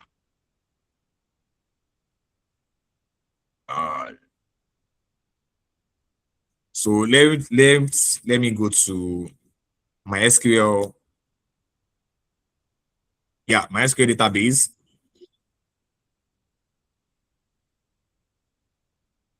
So there's a difference between import and direct query. So I want to see either I'm going to see import and direct query. Yeah, so we don't have imports here, but I can explain import and direct query here. Now, guys, so now the first one I did. Now, let me come here for my stolen vehicles DB. Let me come here for my stolen vehicles DB. I want to do something. I want to write a query. So let me come here and do select asterisk from. Okay. Let me do something. Just follow through. You understand it. So I want to pick select asterisk from select region, select density, right? From where? From locations, guys. So this is what I have. Let's see. Let me run this. So I have this now. Under import, let me explain the difference between import and direct query. So now let's assume that I want to connect. Let me copy this stolen vehicles DB to my database. So come here, I'll just copy it, stolen vehicle DB. This one is localhost semicolon 330. Guys, 330 what? I don't forget to 0606. Okay, 3306. Now, guys, if I click on OK, don't forget, if I click on OK, it will go to that database and go and bring everything. That is import. That means I'm importing everything from database. But I want direct query. What's direct query? That means you want to query from that database. So what do I want? I want only this, the region and the density. What am I going to do? I'll copy this query. That means it is the SQL, that is the SQL developer. We always have SQL developer in some organization. That is, it is the SQL developer in that organization that will send us the exact query that I need. They will come here, I will input the query, right? So this table, that is Power BI, will go back to that database, then go and extract out only region. It will study this query. It will study this query and only bring out database from this query. Now let's try that. Let's click on OK. It should only bring only region and density. Let's see. Let's wait and see. Guys, can you see? It brought out only region and density. So this is exactly what we call direct query. The first one we did is import. Okay, let's go and read more about direct query and import. Let's go and read more about direct query and imports. Let's go and read more about direct query and imports here. Okay, yeah, let's see. Okay, we have it here. Now, the two options in direct connectivity, what are the guys? They can ask you, what are the two options in direct connectivity mode in your database? We have two.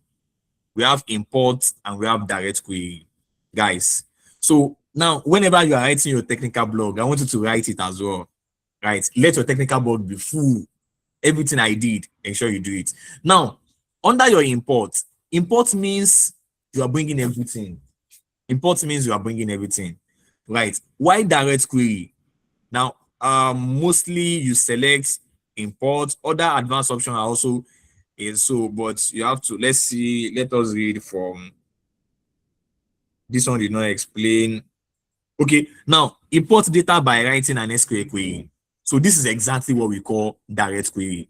That means another way you can import data is to write an SQL query to specify only the tables and the column that you need.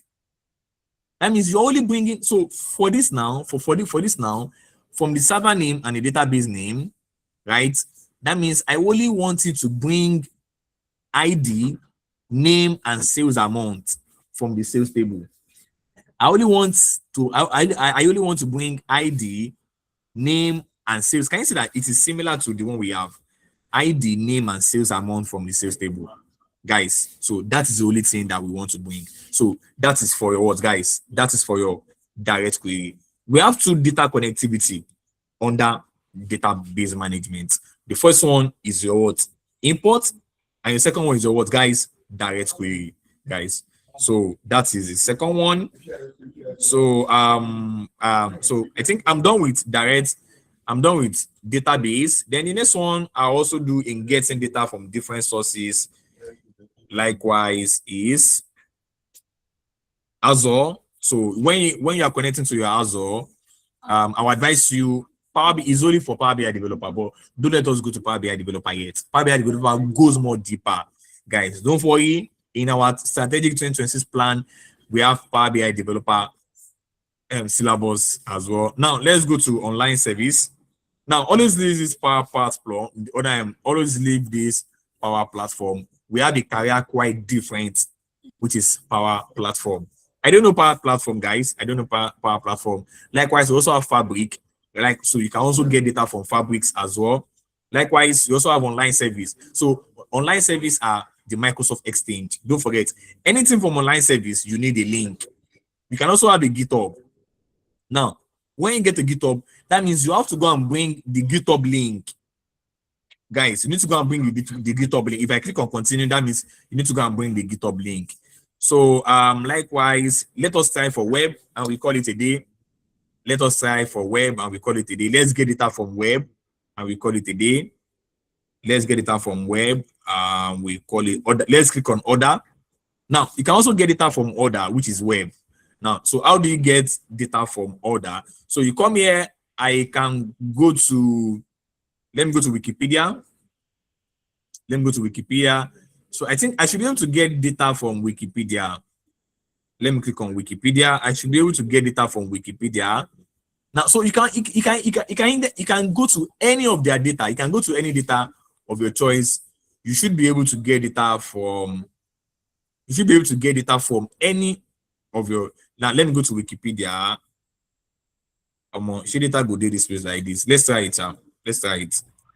So why don't you just type like maybe like 2025 census on Chrome? So we copy the URL and use it. Okay, let's go to ND. Let's go to NDDC. Let's go to NDDC. Let's go to NDDC. Don't worry, let's try NDDC. Let's try NDDC website. Maybe we are going to have data. Let's just try it. So after that, we are going to try WHO. We should be able to. So let's click on OK. Let's see, maybe we are going to get the data from NDDC. So you come here, you connect, click on connect. Let's see, maybe we are going to get data from NDDC.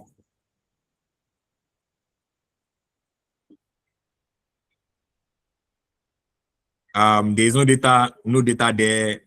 Let's click on cancel. Okay, let's go to let's say WHO. What else? WHO or UNICEF. Let's try UNICEF. Let's see, maybe we are going to get data from UNICEF. Let's see, maybe we can get data from UNICEF. So I have 5 more minutes to explain. So I've done justice to getting data from different sources. Let's see, we can get it out. Let's see, maybe we can get data from UNICEF. So guys, I want everyone, I have a quiz section actually. So guys, don't go away. I have a quiz section. So let's get it out from come here. Let's click on OK. Let's click on connect. Let's see if we can get it out from this. I think it's actually, wow, it's not connecting. Why is it not bringing website now? What happened? Why is it not bringing website? Can we just use Wikipedia? Maybe list of Wikipedia. Champions League winners. We should have a table. Okay, let's say Wikipedia data. Let's check Wikipedia data. Let's check Wikipedia data. Don't forget that in your organization, they always get you an actual web whereby you can actually get, because I can remember there was a time I have one of my friends, he get a gig job to analyze a project, and then the guy actually told him that you have to go and get data from this so website, guys. So assuming you don't know how to do it, you don't lose money with that. So this is how you're going to do it. Just go to web, click on it. Well. Yeah, so let's see. I think it's already going. Yeah, exactly. Thank you. So I think Wikipedia is going now.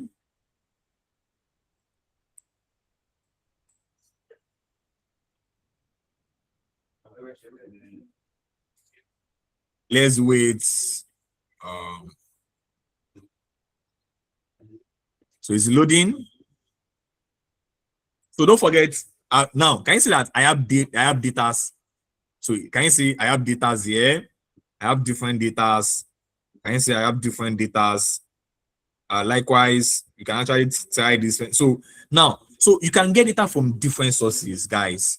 You can get data from different sources. So let's see from here as well. Let's try to. So that's why most of the time, if I want to teach, I do recommend after your practical, go online, go to this website, this Microsoft Learn, go and read more about it.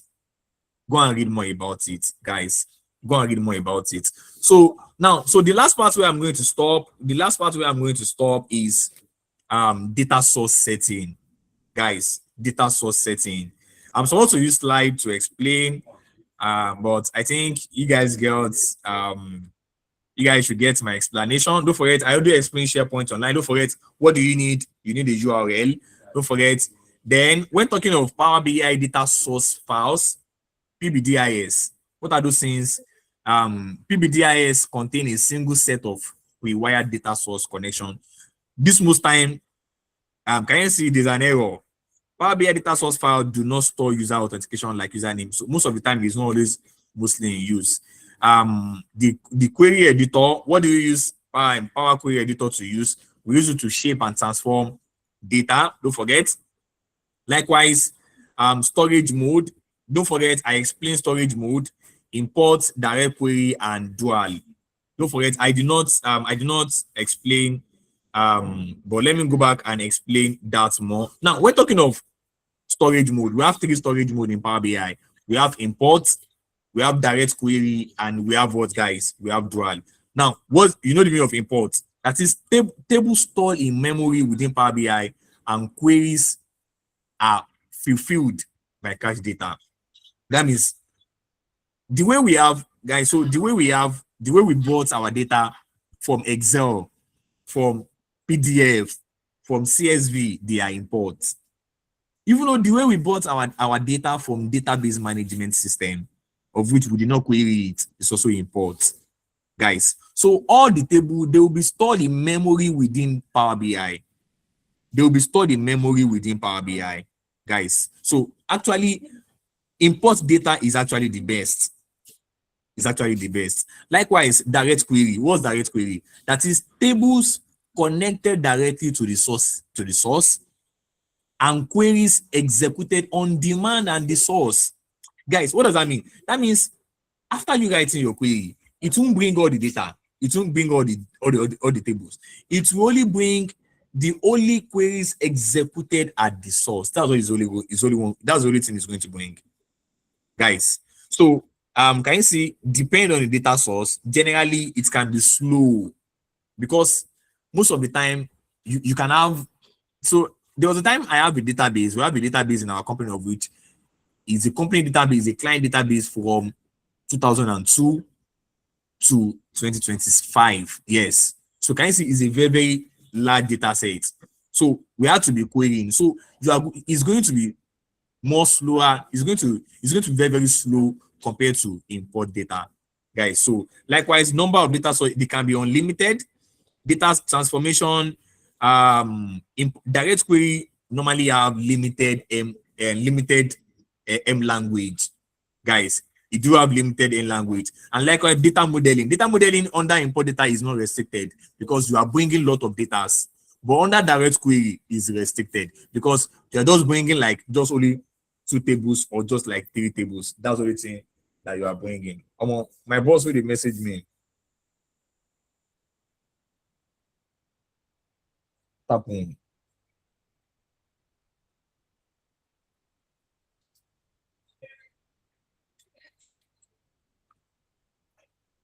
Guys, so likewise, so you know the meaning of, you know the difference between import and direct query. Likewise, what's the meaning of dual?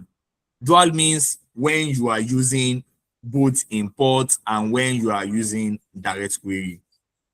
Dual means you are using both import. That is, you are using both import and you are using both what, guys? Both direct query.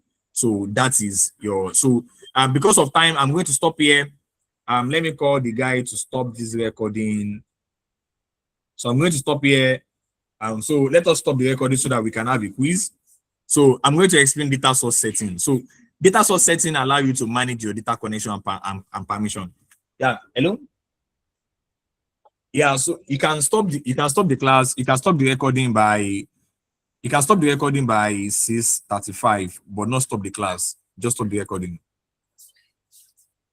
Yeah, 6:35, please. Can you log in, please? Yeah, thank you. So guys, so tomorrow we are going to talk more about data source setting, and likewise, let's see. Okay, so let me talk about, okay, tomorrow we're also going to talk about column profile, column quality, and then distribution. And yes, and column distribution, Yeah.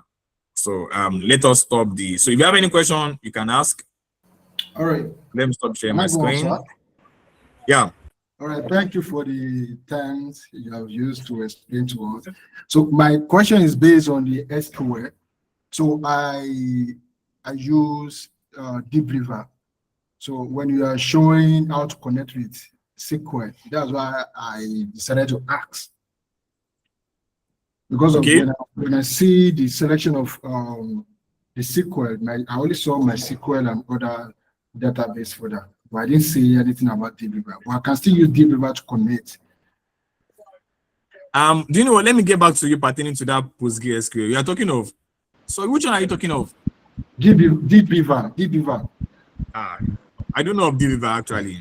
Okay. I don't know of Debriver actually. I make use of MariaDB as the host, and I use Debriver to just when I started my basic SQL learning.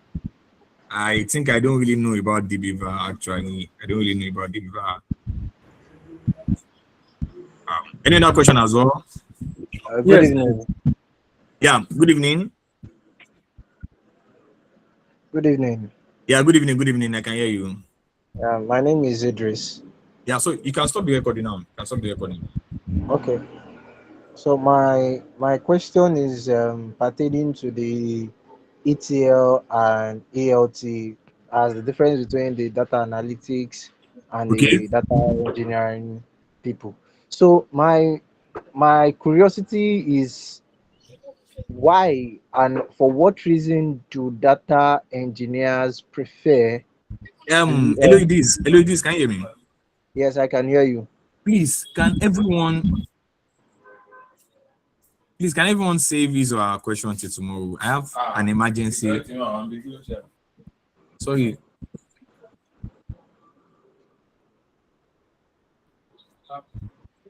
Sorry, I have an emergency to attend to in the organization. Like my boss is reaching out to me now. I have an emergency to reach out. So let's stop the class now, and then tomorrow we can continue tomorrow.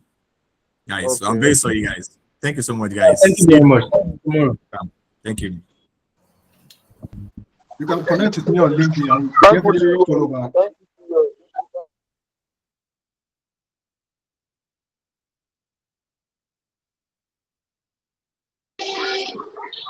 Thank you to you all. Thank you.